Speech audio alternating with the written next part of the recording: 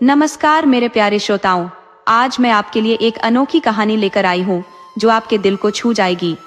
तो बिना देर किए चलिए कहानी शुरू करते हैं। ठाकुर वीर प्रताप सिंह अपनी पत्नी शकुंतला देवी के साथ अपनी बेटी की विवाह को लेकर अत्यंत चिंतित थे। शादी के आयोजन में भारी धन की आवश्यकता थी, परंतु उनके पास उतने पैसे नहीं थे। ठाकुर साहब सोचने लगे कि पैसे का प्रबंध कैसे किया जाए। तभी शकुंतला देवी बोली, अब क्या होगा, इतना धन कहाँ से आएगा?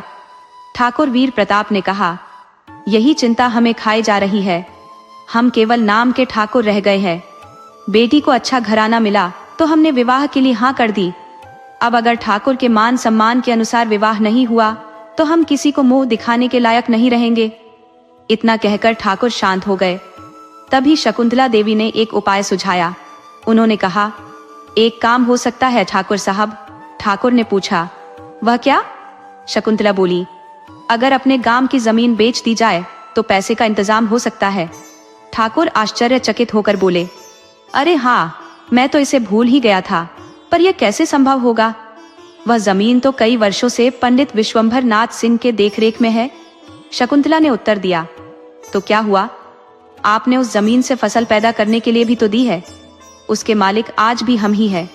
वे लोग वहां सिर्फ फसल उगाएंगे, जमीन तो हमारे ही रहेगी। ठाकुर ने कहा, तुम सही कह रही हो।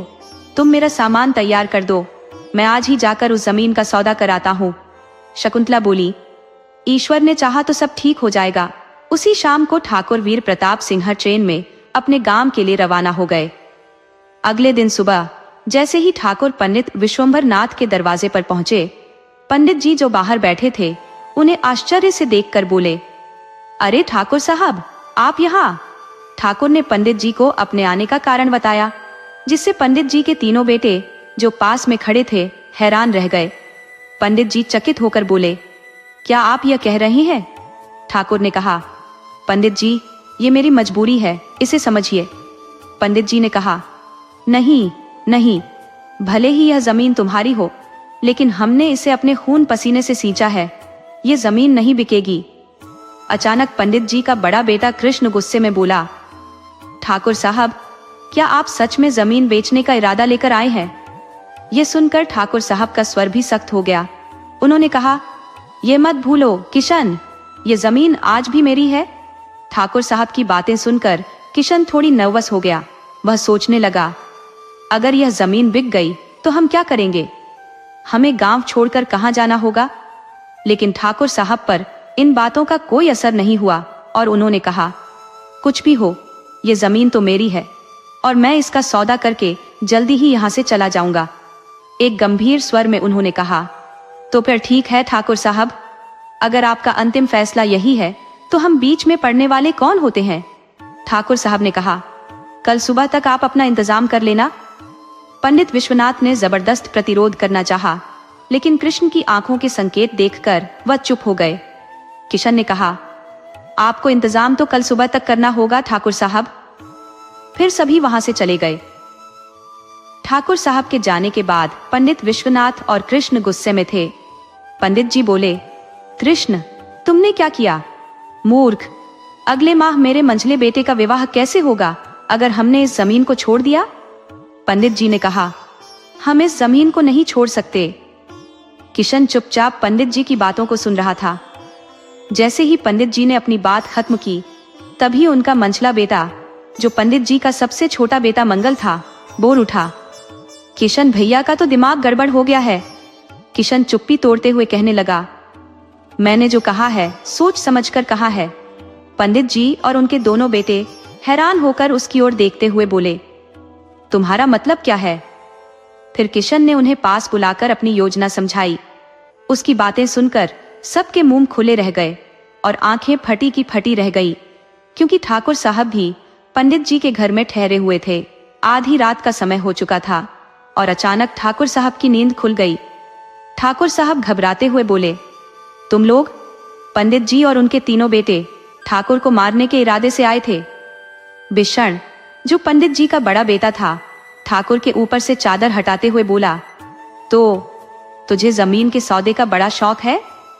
इसके बाद किशन ने ठाकुर को फिर से चादर से ढकते हुए कहा, अब ऊपर जाकर करना जमीन का सौदा, ठाकुर साहब। फिर पंडित जी का बेटा मिशन ठाकुर के सिर पर जोर से लाठी मारा। प्रहार से ठाकुर वहीं ढेर हो गया। इसके बाद मिशन मंगल की ओर देखते हुए बोला, जो फरसा लिया था वो कहाँ है? जल्दी कर मंगल। मंगल की आंखों में एक अजीब सी चमक आई और उसने ठंडे हुए ठाकुर के शरीर को टुकड़ों में बांट दिया। पहले दायां हाथ, फिर बायां हाथ, फिर दोनों पैर, और अंत में उसने बहुत ही बेरहमी से ठाकुर की गर्दन धड़ से अलग कर दी। जब मंगल के हाथ रुके तब ठाकुर की लाश 6 टुकड़ों में बंट चुकी थी। पंडित विश्वनाथ, जो यह सब देख रहा था, पागलपन में बोला, अब देखता हूं कैसे बेचता है ये जमीन। वह फिर मिशन की ओर मुड़ा और पूछा, अब इस लाश का क्या करेंगे? मिशन ने भी पूछा, किशन भैया अब क्या करें? पंडित विश्वनाथ ने कहा, इसे उसी जमीन में गाड़ दो जिसे बेचने के लिए ये आया था। किशन ने हामी भरी, हाँ यही ठीक रहेगा। फिर पंडित जी और उनके चारों बेटों ने मिलकर ठाकुर के टुकड़ों को एक चादर में लपेटा और खेत की ओर चल दिए। पंडित जी ने खेत की ओर इशारा करते हुए कहा, यहाँ गड्ढा खोदकर इसे दफना दो। चारों ने जल्दी जल्दी गड्ढा खोदा और लाश को उसमें डाल दिया। फिर पंडित जी बोले, जल्दी करो, सुबह होने वाली है, गड्ढे को मिट्टी से ढक दो। मंगल ने पूछा, क्या इस फरसे को भी गड्ढे में डाल दूं? मंगल ने पूछा, क्या इस फरसे को भी गड्ढे में डाल दूं? काम खत्म होने के बाद पंडित जी ने संतोष की सांस ली और बोले, अब कोई नहीं जान सकेगा कि यहाँ ठाकुर की लाश दफन है। इसी बीच शहर में शकुंतला देवी बेचैन हो रही थी। उन्होंने अपनी बेटी से कहा, आज 5 दिन हो गए तेरे पिताजी को गांव की जमीन का सौदा करने गए, लेकिन अब तक कोई खबर नहीं आई। सोनम, जो ठाकुर जी की बेटी थी, बोली, माँ, पिताजी तो 2 दिन बाद लौटने के लिए कहकर गए थे। शकुंतला परेशान होकर बोली, यही तो मेरी चिंता बढ़ रही है। 2 दिन के लिए गए थे और 5 दिन हो गए हैं। वो कुछ सोचते हुए बोली, सोनम, तुम अपने चाचा के पास जाओ और उनसे पिताजी का पता लगाने को कहो। सोनम घबराते हुए बोली, चाचा के पास? लेकिन माँ। शकुंतला ने उसे समझाते हुए कहा, डरने की जरूरत नहीं, वे तंत्र विद्या के माहिर हैं, पर हम सबको बहुत चाहते हैं। इस वक्त वही हमारी मदद कर सकते हैं। सोनम का डर थोड़ा कम हुआ और उसने कहा, ठीक है माँ, मैं जाती हूँ। फिर वह एक रिक्शे पर सवार होकर अपने चाचा से मिलने के लिए निकल पड़ी। रास्ते में सोनम के मन में विचार उठ रहे थे, न जाने क्यों मैं हमेशा चाचा जी को देखकर डर जाती हूँ, जबकि वो हमें बहुत प्यार करते हैं। कब्रिस्तान के पास पहुंचकर सोनम ने रिक्शा रुकवाया, क्योंकि वहां एक पुरानी हवेली थी। सोनम ने देखा, कितनी डरावनी जगह है, रात में तो और भी भयानक लगती होगी। वह डरते हुए हवेली के अंदर गई और धीरे से आवाज लगाई, चाचा जी, चाचा जी। हवेली के अंदर से कोई आवाज नहीं आई। डरी हुई सोनम जब कब्रिस्तान के पास पहुंची तो कब्रिस्तान का दरवाजा अचानक जोर की आवाज के साथ खुल गया और अंदर से आवाज आई, अंदर आओ सोनम बिटिया, अंदर आओ। सोनम अपने मन में कहने लगी, चाचा जी मुझे देख रहे हैं, और आवाज का पीछा करती हुई आगे बढ़ी। फिर आवाज आनी बंद हो गई। सोनम ने कांपते हुए पूछा, आप कहाँ हैं चाचा जी? चाचा की आवाज आई, तुम्हारे पीछे। पीछे मुड़ते ही सोनम के मुंह से एक जोरदार चीख निकल पड़ी। उसने देखा कि उसके चाचा भैरवनाथ अपनी तंत्र शक्ति के बल पर पूरा शरीर जमीन में धंसा चुके थे, सिर्फ गर्दन ही बाहर थी। भैरवनाथ ने सोनम की घबराहट भांपते हुए उसे शांत करने की कोशिश की। डरो मत बिटिया, ये तो सिद्धि प्राप्ति के लिए करना पड़ता है। सोनम ने चाचा जी को सारी बात बताई। माँ ने मुझे पिताजी का पता लगाने के लिए आपके पास भेजा है। आज पिताजी को गए हुए 5 दिन हो चुके हैं और माँ के साथ साथ मेरे मन में भी अजीब अजीब ख्याल आ रहे हैं। मगर चाचा जी, आप इस हालत में पिताजी का पता कैसे लगाएंगे? भैरवनाथ मुस्कुराते हुए बोले, बिटिया, मुझे कहीं जाने की जरूरत नहीं है। जब तक मैं आंखें बंद करके देख ना लूं, तुम बस शांत खड़ी रहना। ये कहकर उन्होंने अपनी दिव्य दृष्टि से देखना शुरू किया। जैसे ही उन्होंने देखा, उनका चेहरा क्रोध से लाल हो गया और वह चिल्ला उठे, नहीं, ये नहीं हो सकता। सोनम का दिल घबराहट से तेजी से धड़कने लगा और उसने डरते हुए पूछा, क्या हुआ चाचा जी? भैरवनाथ गुस्से में बोले, तुम्हारे पिताजी अब इस दुनिया में नहीं है। जाओ, उनके लिए अंतिम संस्कार की तैयारी करो। उन दरिंदों को मैं अब जिंदा नहीं छोड़ूंगा। सोनम के पैरों तले जमीन खिसक गई। वह चीख पड़ी, नहीं चाचा जी, ऐसा नहीं हो सकता। मगर गांव में अभी किसी को ठाकुर वीर प्रताप सिंह की हत्या की खबर नहीं थी। उधर खेत में विशंभर नाथ के खेत पर एक साया खड़ा था। वह साया किशन का था, जो उस जमीन को देख रहा था जहां ठाकुर को दफनाया गया था। वह खुद से हंसते हुए बोला, आखिरकार ठाकुर को मरने के बाद कितनी जगह चाहिए? सिर्फ 2 गज जमीन। इतने में जमीन अचानक दरकने लगी और वहां से 2 हाथ बाहर निकले। किशन का चेहरा भय से पीला पड़ गया। उसने देखा कि उन हाथों ने उसे जकड़ लिया और जमीन में खींचने लगे। वह चिल्लाया, बचाओ, कोई मुझे बचाओ। मगर वह आवाजें बेकार साबित हुई। धीरे धीरे उसके शरीर को जमीन में खींच लिया गया और सिर्फ सिर और हाथ ही बाहर रह गए। तभी हवा में एक फरसा तैरने लगा। किशन की घबराहट बढ़ गई, क्योंकि वही फरसा ठाकुर को मारने के लिए इस्तेमाल हुआ था। फरसा एक झटके में किशन का पहला हाथ काट गया। दर्द से चीखता किशन कुछ समझ पाता, इसके पहले दूसरा हाथ भी फरसे की भेंट चढ़ गया। अंततः फरसे ने उसकी गर्दन धड़ से अलग कर दी। मंगल और पंडित विश्वनाथ दौड़ते हुए वहां पहुंचे। किशन की लाश देखकर मंगल जोर से चिल्लाया, भैया! लेकिन तभी आकाश में एक आवाज गूंजी, अब कोई नहीं बचेगा, सब मरोगे। मंगल के चेहरे पर डर साफ झलक रहा था। उसने कांपते हुए कहा, यह ठाकुर की आवाज है, वह अपनी मौत का बदला ले रहा है। मंगल को भी विश्वास हो चला था कि अब सबकी बारी आने वाली है। बाद में मिशन ने देखा कि मंगल ने गुस्से में पंडित जी पर हमला कर दिया। उसके मुंह से अजीब अजीब आवाजें निकल रही थी और वह पंडित की गर्दन दबोचते हुए बोला, तूने मेरी हत्या करवाई, अब तू बचेगा नहीं। मिशन तेजी से लाठी उठाकर मंगल के सिर पर दे मारा, जिससे वह बेहोश होकर गिर पड़ा। मिशन ने घबराते हुए पंडित जी से कहा, पिताजी, ये बस बेहोश है, घबराइए मत। पंडित जी चिंतित थे, लेकिन ये क्या हो गया इसे? इसका रूप क्यों बदल गया है? मिशन ने कहा, लगता है ठाकुर की आत्मा हम सबके पीछे पड़ गई है। डरते हुए दिसंबर नाथ बोला, ठाकुर की आत्मा? अब क्या होगा? मिशन ने सांत्वना दी, बापू, किसी तरह ये रात काट ले, सुबह मैं गांव की ओघड़ बाबा भूतनाथ को बुला लाऊंगा, उस सब कुछ सही कर देंगे। पंडित जी सोच में डूबकर बोले, ठीक है, लेकिन अगर बाबा को हत्या की भनक लग गई तो? बिशन ने जवाब दिया, यह खतरा तो उठाना ही पड़ेगा बापू। अगली सुबह जब मंगल जागा तो उसने सिर पकड़ते हुए कहा, मेरा सिर इतना दर्द क्यों कर रहा है? ये सुनकर विश्वनाथ बोले, भगवान का शुक्र है, होश में तो आया।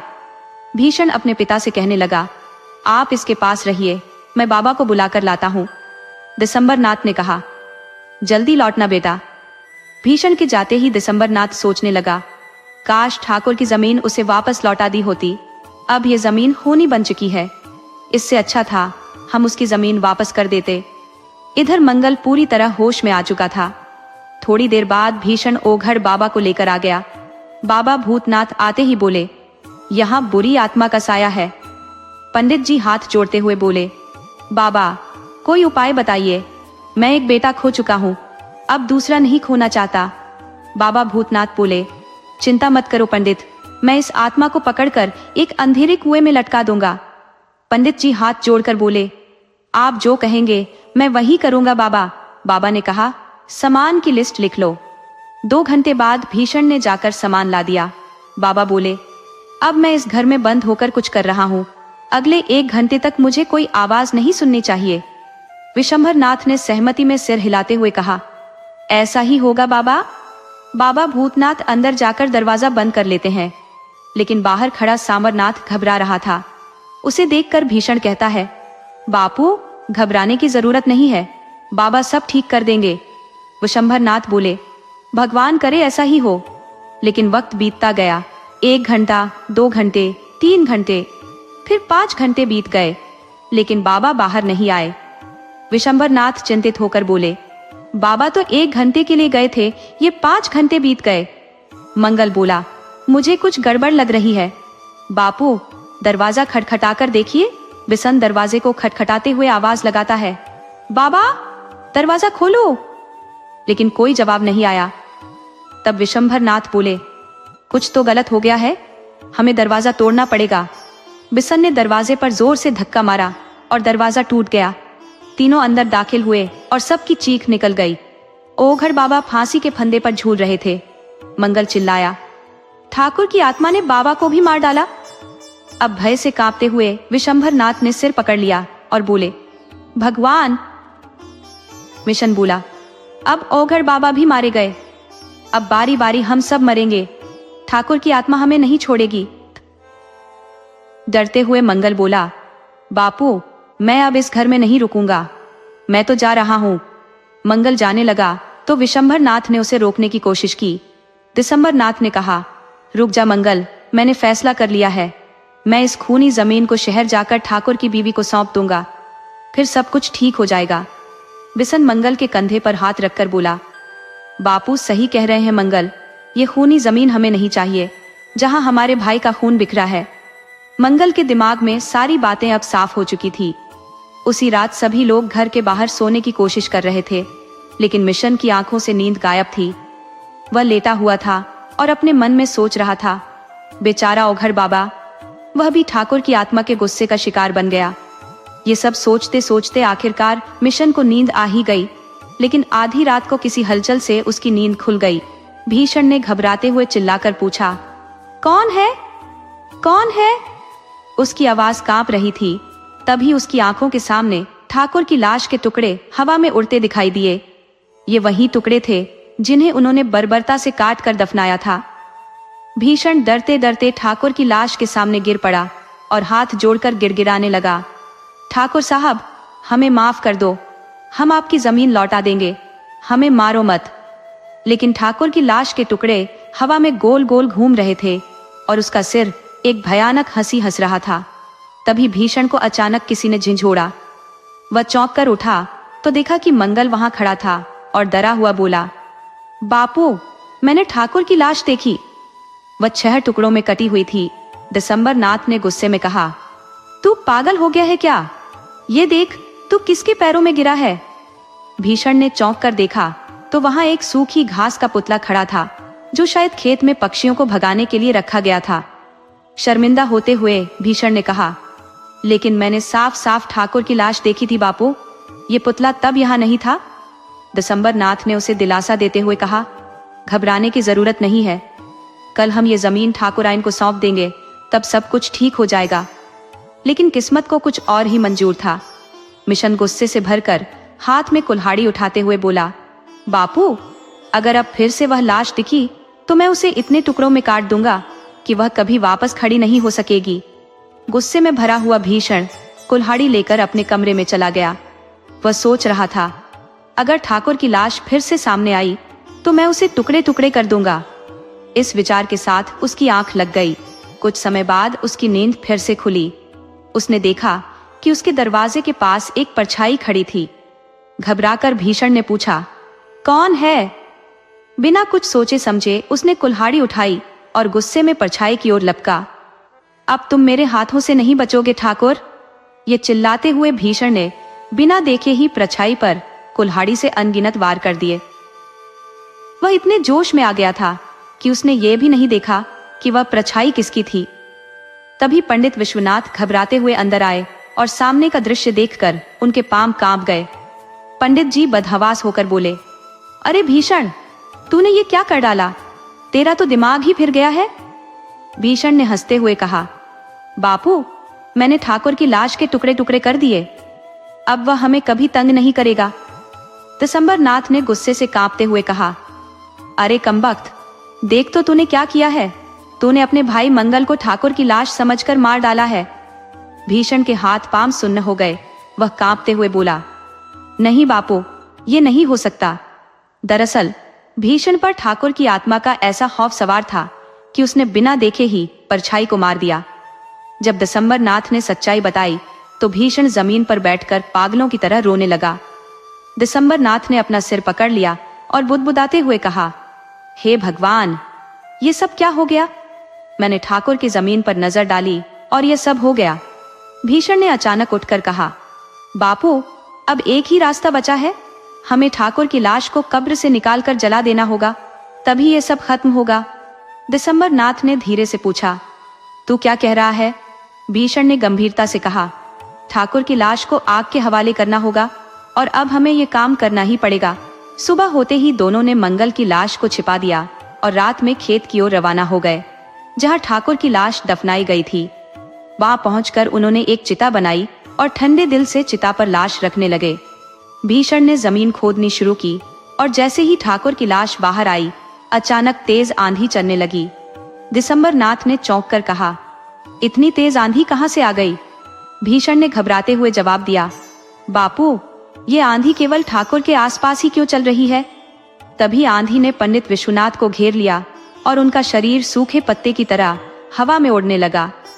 पंडित का शरीर धीरे धीरे जलती चिता की ओर बढ़ता जा रहा था, जो कि उनके खुद के कर्मों से बनाई गई थी। विशंभर नाथ ने बेबस होकर चीखते हुए कहा, मिशन, मुझे बचाओ। लेकिन उसकी पुकार बेमानी साबित हुई। जैसे ही पंडित का शरीर चिता में गिरा, चिता की आग भड़क उठी और वह आग की लपटों में समा गया। मिशन चाहकर भी अपने पिता को उस जलती हुई आग से बचा नहीं सका और कुछ ही पलों में विशंभर नाथ की देह चिता में जलकर खाक हो गई। भीषण, जिसे जैसे ही होश आया, वह कांपते हुए बोला, मुझे फौरन ठाकुर की लाश बाहर निकालकर आग को सुपुर्द कर देना चाहिए, वरना उसकी आत्मा मुझे भी जिंदा नहीं छोड़ेगी। ये कहते ही वह फावड़ा लेकर लौटा और जैसे ही पहला फावड़ा जमीन में मारा, आसपास का इलाका तेज रोशनी से भर गया। मिशन ने उस रोशनी की तरफ देखा तो वह चौंक गया। वहां शकुंतला देवी पुलिस के साथ पहुंच चुकी थी। उन्होंने विजयी अंदाज में मिशन की ओर इशारा करके कहा, यही पंडित जी का बेटा बिशन है? इंस्पेक्टर ने पूछा, ठाकुर साहब की लाश कहाँ दफनाई है? पुलिस ने बिशन को पकड़कर सवाल किया, पहले ये बताओ, ये जलती चिता किसकी है? भीषण घबराते हुए कांपने लगा, ये तो ठाकुर साहब की लाश को जलाने के लिए तैयार की गई थी। इंस्पेक्टर ने जमीन की ओर देखा और कहा, तो लाश यहीं कहीं दफन है? हवलदार को आदेश मिला, इस जगह को खोदो और लाश को अपने कब्जे में लो। जैसे ही खुदाई शुरू हुई, अचानक जीप में लगी चाबी खुद ब खुद घूमने लगी और जीप अपने आप चालू होकर मिशन की ओर भागने लगी। इंस्पेक्टर ने घबराते हुए चिल्लाया, बिशन, संभल के। लेकिन तब तक जीप ने बिशन को जोरदार टक्कर मारी, जिससे वह हवा में कई फीट ऊपर उछल गया और जमीन पर गिर पड़ा। जीप फिर से उसकी ओर लपकी और बिशन को उसके गर्दन के ऊपर से कुचलते हुए गुजर गई। वह मौके पर ही दम तोड़ गया। लोग हक्के बक्के होकर यह दृश्य देख रहे थे। कोई समझ नहीं पाया कि यह सब कैसे हुआ, लेकिन एक इंसान इस रहस्य को जानता था, भैरवनाथ।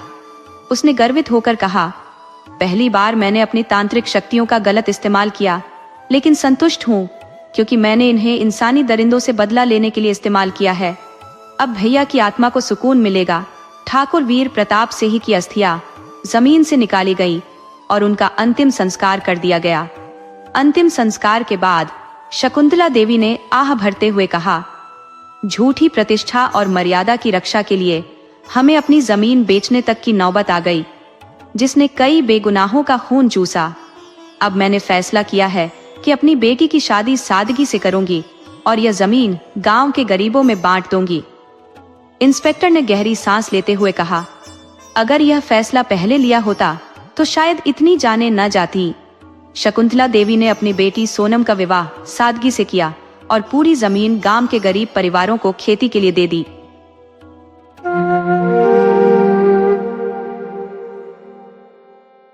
बहुत समय पहले की बात है।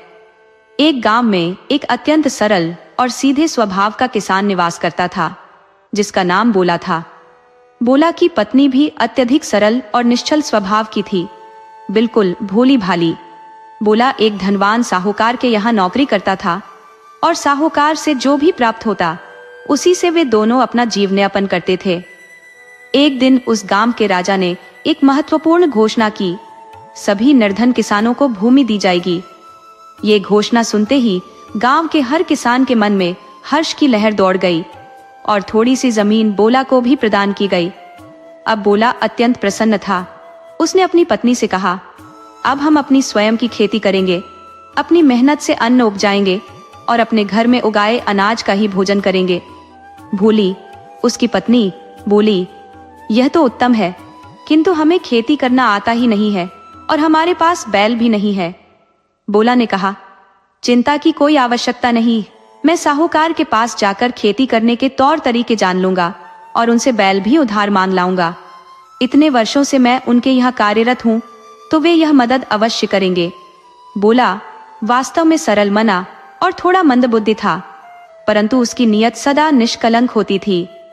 बोला, जो बेहद सरल और थोड़ा मंदबुद्धि भी था, साहूकार के पास पहुंच गया। उसने साहूकार से कहा, मालिक, मैंने इतने सालों से आपकी बहुत सेवा की है। अब राजा की कृपा से मेरे पास थोड़ी सी जमीन हो गई है। कृपया मुझे खेती करने का तरीका बता दीजिए और अपने बैल खेत जोतने के लिए उधार दे दीजिए। साहूकार सोचने लगा, यदि बोला खेती करने लगा तो मेरे घर का काम कौन करेगा। उसने बोला से कहा, यह तो बहुत अच्छी बात है कि अब तुम्हारे पास भी जमीन हो गई है। कल सुबह आना, मैं तुम्हें बैल दे दूंगा। इसके बाद साहूकार अपनी पत्नी से बोला, सुनती हो, कल हमें खेत में चने बोने हैं और तुमने सारे चने भाड़ में भुंजवा दिए हैं। उसकी पत्नी कुछ नहीं बोली, लेकिन बोला सोच में पड़ गया और साहूकार से कहने लगा, ठीक है मालिक, मैं कल सुबह आऊंगा। फिर वह अपने घर लौट गया। घर पहुंचकर बोला ने अपनी पत्नी से कहा, मैंने सोच लिया है कि हम अपने खेत में चने बोएंगे, तुम जाकर चने भुंजवा लाओ। उसकी पत्नी ने अचंभित होकर कहा, क्या चने भी भुंजवा कर बोए जाते हैं। बोला, जैसा मैं कहता हूँ वैसा करो। अगले दिन बोला फिर से साहूकार के पास बैल लेने पहुंचा। साहूकार बोला, आओ आओ, लगता है तुमने अपनी पत्नी से चने भुंजवा लिए होंगे। बोला ने मुस्कुराते हुए कहा, हाँ मालिक, मैंने अपनी पत्नी से कहकर चने भुंजवा लिए हैं। मेरी पत्नी कभी मेरा कहना नहीं टालती। साहूकार ने बोला को बैल दे दिए और कहा, आज शाम तक बैल वापस ले आना। बोला खुशी खुशी बैल लेकर घर चला गया। वहीं साहूकार की पत्नी साहूकार पर बिगड़ पड़ी। तुम तो बस बहाने ढूंढते हो मेरी बेइज्जती करने के।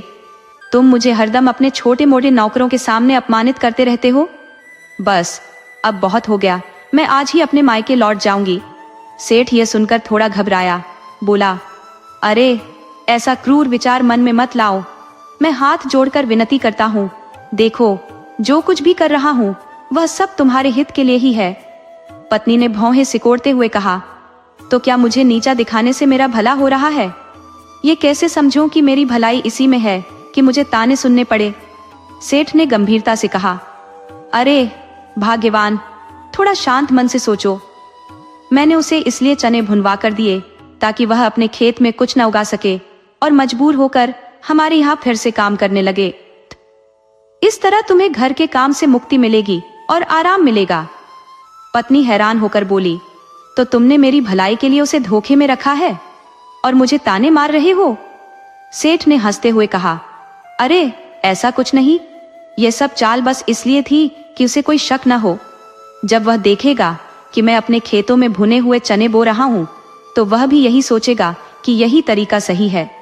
और जब उसके खेत में कुछ नहीं उगेगा, अनाज खत्म हो जाएगा, तो मजबूरी में वह हमारे यहाँ काम करने आएगा। साहूकार की बातों को सुनकर उसकी पत्नी के चेहरे पर हल्की सी मुस्कान उभर आई, लेकिन वह तुरंत गंभीर होकर बोली, सुनिए, अगर फिर से ऐसी कोई हरकत की तो मैं सच में मायके लौट जाऊंगी। अगर कुछ गलत करना है तो अपने लिए करो, मेरा नाम बीच में क्यों घसीटते हो। इसके बाद साहूकार अपने बैलों को लेकर खेत की ओर चल पड़ा और वहां जुताई करने लगा। जब खेत तैयार हो गया तो उसने चने के बीज बो दिए। इसी बीच कुछ अजीब घटित हुआ। एक बीज किसी तरह से अधूरा रह गया। कुछ दिन बीते और बोया गया चना अंकुरित होकर एक नन्हे पौधे में बदल गया। उसी दिन से साहूकार ने खेत में ही एक चारपाई डालकर रहना शुरू कर दिया, जैसे उसे अब और किसी चीज की परवाह ही न हो। कुछ समय बाद संयोगवश भगवान शंकर, माता पार्वती और उनके पुत्र गणेश उसी रास्ते से गुजर रहे थे जहां साहूकार अपने खेत में चारपाई पर लेटा हुआ था। वह अजीब तरह से लोहा लोहा चिल्ला रहा था, मानो खेत के जानवरों को भगाने का यह कोई नया तरीका हो। लेकिन किसी को समझ नहीं आ रहा था कि वह यह शब्द क्यों बोल रहा है।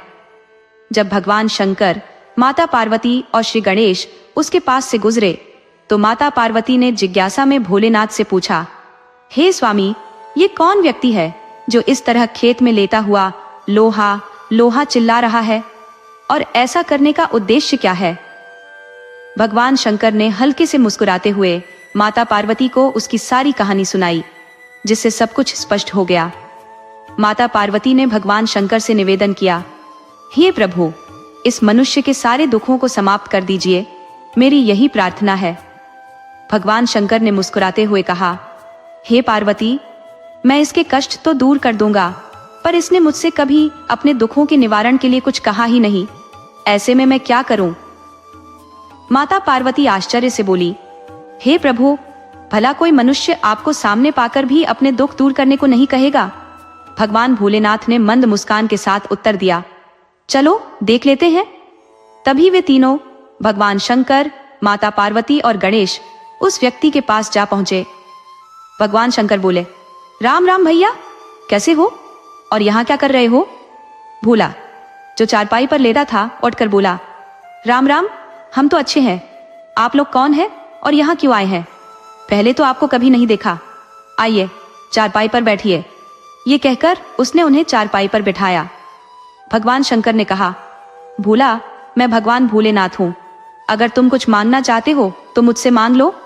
भोला असमंजस में पड़ गया और सोचने लगा, यह लोग कौन है और मुझसे क्या चाहते हैं?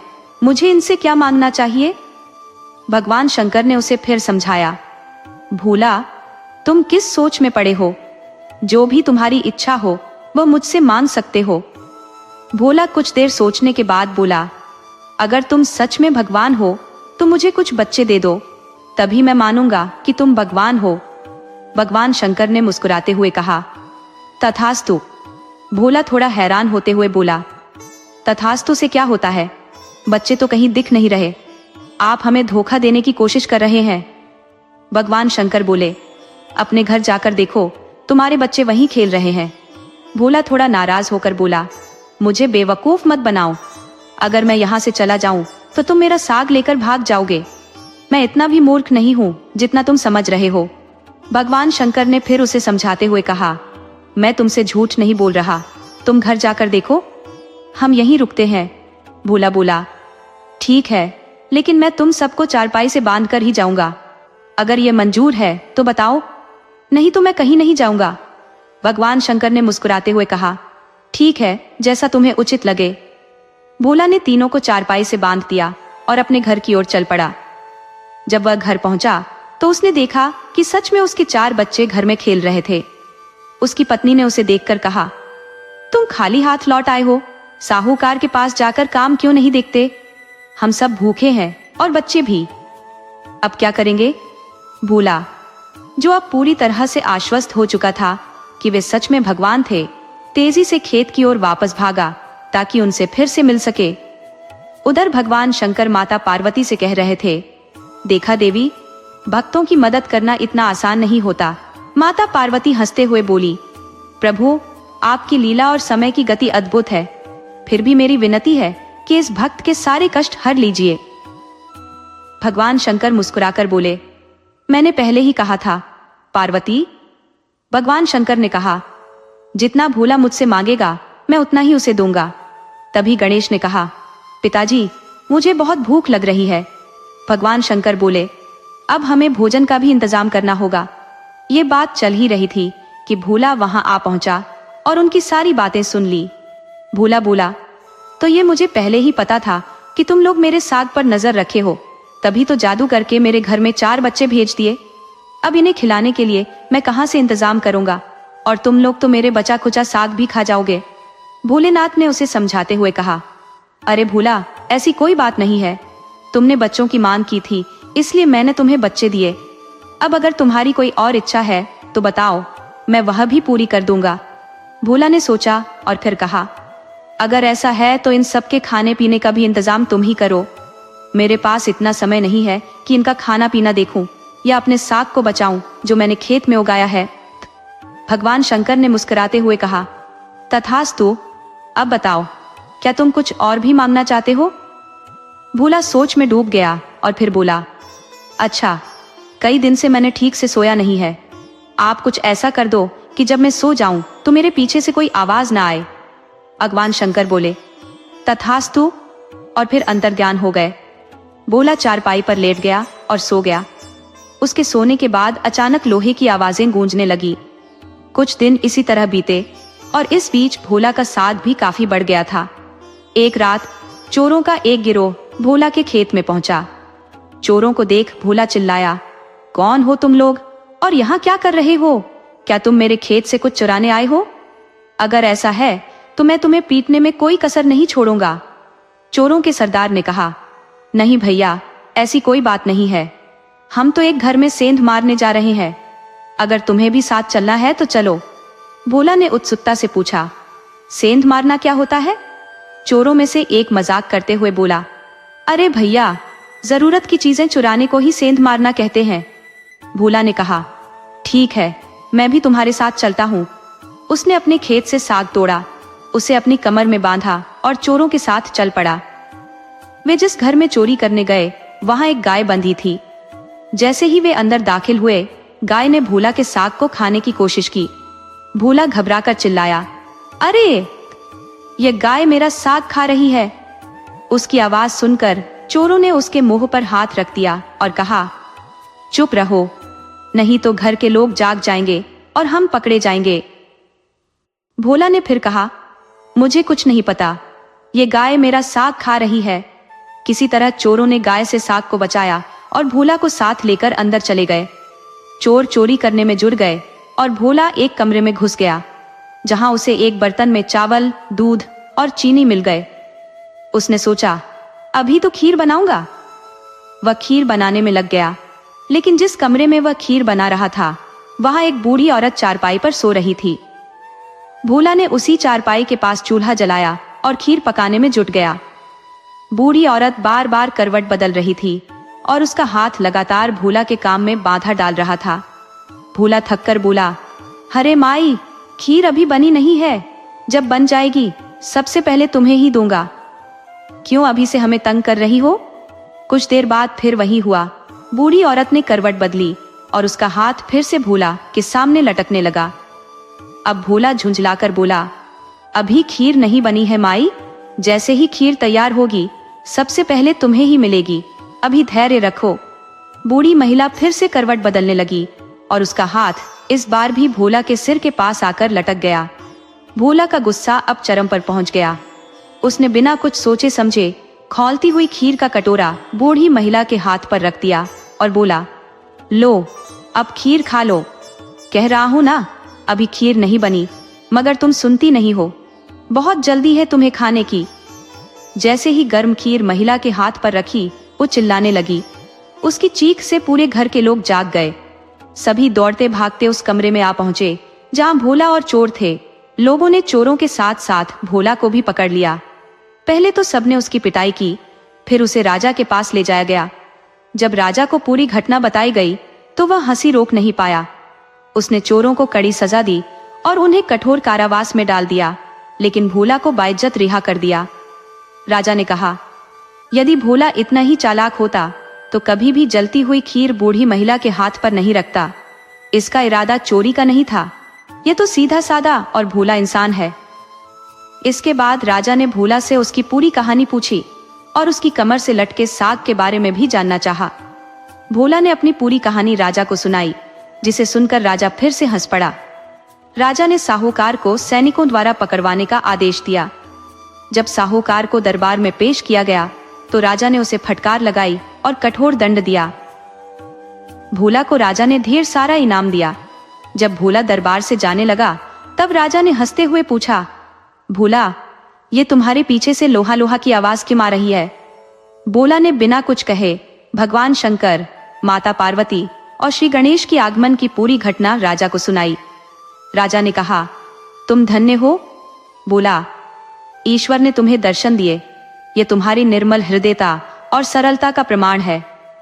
भगवान तुम्हारे सामने प्रकट हुए, ये अद्वितीय है। एक बात याद रखना, यदि कभी फिर से भगवान तुम्हारे सामने आए तो उनसे थोड़ी बुद्धि मांग लेना।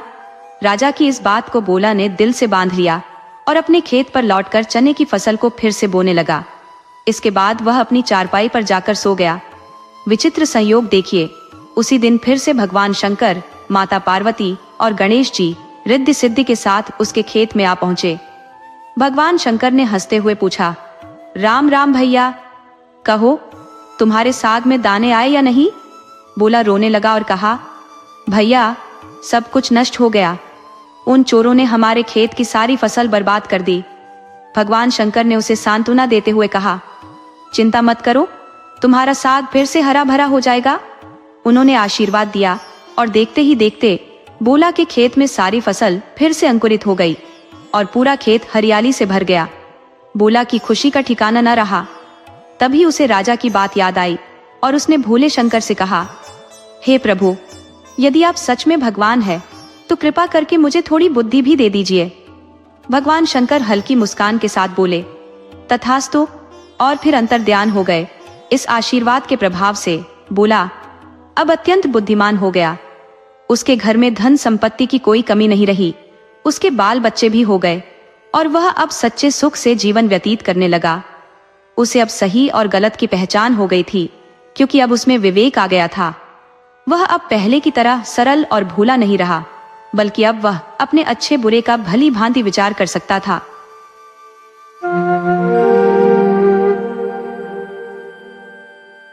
मास्टर किशन लाल अपने आंगन में बैठे हुए थे। तभी उनका नौकर दीनो वहां पहुंचा। मास्टर जी ने उसे देखते ही पूछा, अरे दीनो, आज ये किसे अपने साथ लाए हो?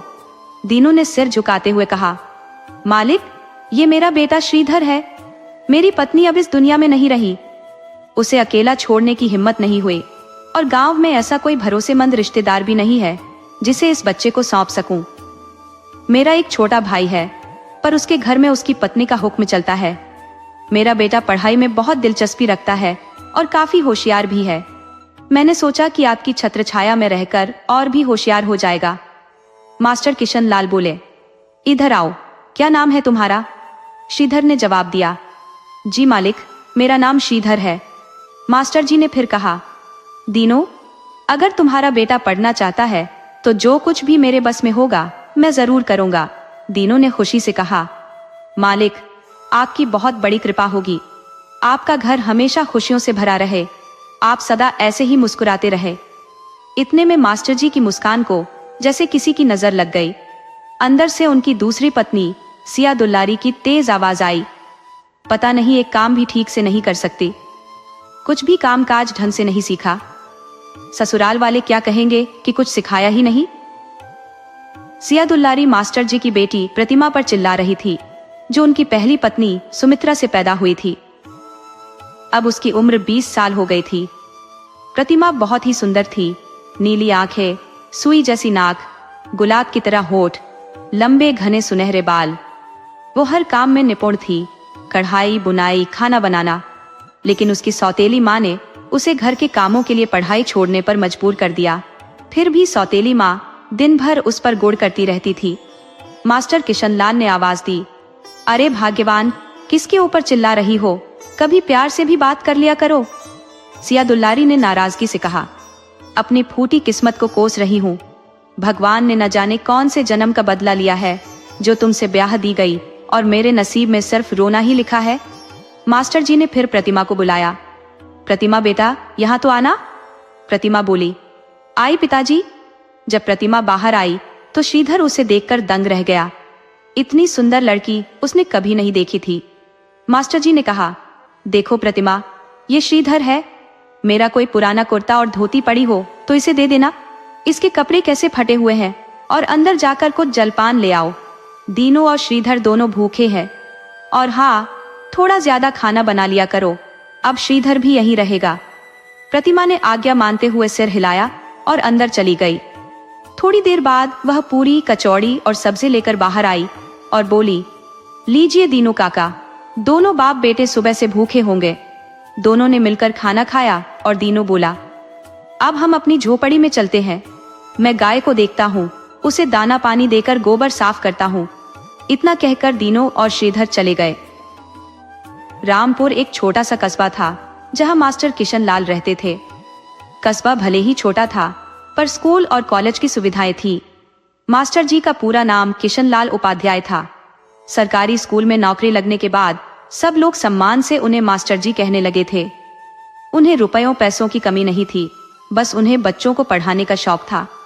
गांव उनके कस्बे से ज्यादा दूर नहीं था, लेकिन माता पिता के जाने के बाद गांव में कोई सगा नाता रिश्ता नहीं बचा। इसलिए उन्होंने गांव छोड़कर कस्बे में आकर घर बसा लिया था। गांव की जमीन उन्होंने भाटिया पर दे दी, जिससे गेहूं गल्ला गांव से आ जाता था और साल भर का गुजारा चल जाता था। मास्टर जी बहुत हंसमुख और मिलनसार व्यक्ति थे। गरीब बच्चों को मुफ्त में पढ़ाते थे और दान पुण्य भी करते थे। उनकी पहली पत्नी सुमित्रा से एक बेटी प्रतिमा थी और दूसरी पत्नी सिया दुलारी से एक बेटा आलोक। गांव की कुछ जमीन बेचकर उन्होंने रामपुर के कस्बे से थोड़ी दूर एकांत में जमीन लेकर घर बना लिया था। घर बहुत खुला और हवादार बनाया था, जैसा वे चाहते थे। दरवाजे के ऊपर हरी हरी बेल, घर के पीछे आम का पेड़ और बगल में फूलों की फुलवारी लगा रखी थी। जलपान करके श्रीधर और दीनों अपने कमरे में पहुंचे, आराम किया। शाम हुई तो दोनों बाहर निकले। दीनू बोला, जा अंदर से चारपाई लिया और बैठ जा। मैं जानवरों को देख कर आता हूँ, दाना पानी देकर गोबर उठा कर आता हूँ। लेकिन श्रीधर ने कहा, बाबा आप बैठिए, मुझे बताइए क्या करना है, मैं कर दूंगा। दीनू बोला, नहीं बेटा तू बैठ, मैं कर लूंगा। श्रीधर ने कहा, बाबा अब मैं बड़ा हो गया हूँ, अब मैं आपका हाथ पलटा सकता हूँ, बताइए क्या करना है। दीनू ने कहा, तो तू ही कर ले। और श्रीधर गौशाला में चला गया। शाम को कुछ पकौड़े और चाय लेकर प्रतिमा आई और बोली, काका लो चाय पी लो और अपने बेटे को भी बुला लो। दीनू बोला, वो जानवरों को दाना पानी दे रहा है, कहता है कि अब मैं बड़ा हो गया हूँ। प्रतिमा उसे चाय देने आई तो श्रीधर ने कहा, अरे तुम अंदर से ही आवाज दे देती, मैं खुद आ जाता। प्रतिमा ने कुछ नहीं कहा और चाय देकर वापस चली गई। श्रीधर गौशाला से बाहर आया और दीनू बोला, हाथ धोकर पकौड़ियाँ खा ले। श्रीधर ने हाथ धोए और पकौड़ियाँ खाने लगा। बोला, बाबा पकौड़ियाँ तो बहुत अच्छी बनी है। दीनू ने कहा, बेटा प्रतिमा बेटिया ने बनाई है, साक्षात अन्नपूर्णा का वास है उसके हाथों में। सुबह का खाना भी तो उसी ने बनाया था जो तूने खाया। बेचारी बिन माँ की बच्ची है, सौतेली माँ उससे सारा काम करवाती है और ऊपर से उस पर चिल्लाती भी है। बहुत अच्छी बच्ची है, भगवान करे उसे अच्छा वर मिले। थोड़ी देर में प्रतिमा अपने पिताजी का पुराना धोती कुर्ता लेकर आई और बोली, ये इधर क्या नाम है तुम्हारा? श्रीधर ने जवाब दिया, जी मेरा नाम श्रीधर है। प्रतिमा ने कहा, लो पहन लेना, अगर छोटा बड़ा हो तो बता देना, मरम्मत कर दूंगी। शाम ढल चुकी थी। प्रतिमा खाना बनाकर ले आई थी और बोली, काका ये लो खाना और संकोच मत करना, खाना कम पड़े तो बता देना। दीनू बोला, ठीक है बेटी, जीती रहो। और फिर रात हो गई। रात का खाना खाकर मास्टर किशनलाल जी आंगन में टहल रहे थे।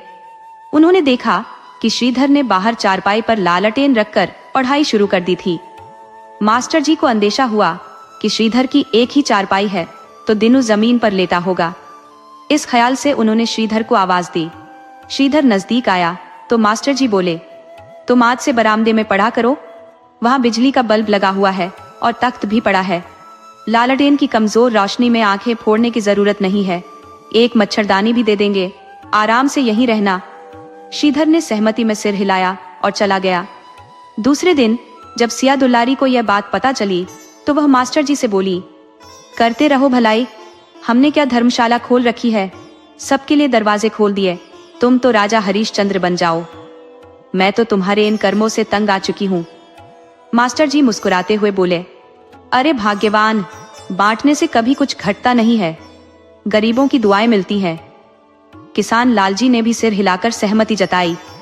इस पर सिया दुलारी बोली, कभी तो खुश हो जाया करो तुम हमेशा खुश नहीं होते। सुबह का समय था।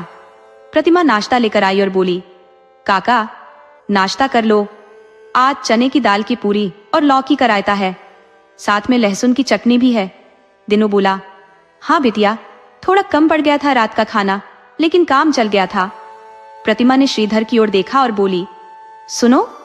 श्रीधर ने नहीं सुना तो प्रतिमा ने आवाज दी, अरे क्या तुम बहरे हो, सुनाई नहीं देता? श्रीधर ने जवाब दिया, मेरा नाम श्रीधर है, बहरे नहीं है।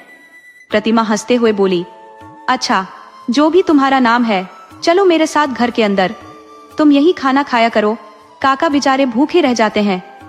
श्रीधर खड़ा रहा तो प्रतिमा बोली, अब क्या मेरा मुंह देख रहे हो, चलो अंदर। श्रीधर बोला, पहले कहो कि खाना खाने अंदर चलो। प्रतिमा ने हंसते हुए कहा, हाँ महाराज, अंदर पधारिए, नाश्ता आपका इंतजार कर रहा है। श्रीधर बोला, हाँ अब ठीक है। प्रतिमा ने ठिठोली करते हुए कहा, बहुत एहसान होगा तुम्हारा मुझ पर, अगर तुम मेरा पकाया हुआ खाना खा लो। श्रीधर अंदर चला गया और घर को बड़े ध्यान से देखने लगा। घर अंदर से बहुत सुंदर था, बीच में आंगन और चारों ओर कमरे बने थे। प्रतिमा उसे रसोई से बरामदे में ले गई और बोली, यहाँ बैठ जाओ। तभी किसी और कमरे से आवाज आई, कौन आया है प्रतिमा? प्रतिमा ने जवाब दिया, माँ, श्रीधर है। कल रात खाना कम पड़ गया था तो मैंने इसे यहीं बुला लिया। सिया दुलारी ने कहा, ठीक है, खाना अच्छे से खिला देना। सिया दुलारी दिल की बुरी नहीं थी, बस अपने बेटे आलोक की वजह से परेशान रहती थी। आलोक आए दिन घर से कुछ न कुछ चोरी करता था, संगत भी उसकी अच्छी नहीं थी। अभी वह केवल 17 साल का था, लेकिन परसों रात घर आया तो सिया दुलारी को उससे शराब की बदबू आई। वह इस बात को नजरअंदाज कर गई, क्योंकि अगर मास्टर जी को पता चलता तो वह परेशान हो जाते। एक माँ के रूप में सिया दुलारी ममता के कारण विवश हो जाती थी। प्रतिमा ने श्रीधर को बिछौना दिया और वह उसे बिछाकर वहीं बैठ गया।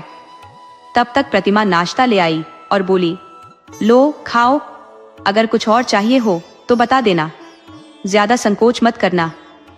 श्रीधर ने नाश्ता खाया और प्रतिमा से कहा, तुम बहुत अकरू हो, मैं तुमसे बड़ी हूं और तुम मुझसे कैसे बातें करते हो? प्रतिमा ने पूछा, वैसे तुम्हारी उम्र क्या होगी? श्रीधर ने कहा, मैं 16 साल का हूं।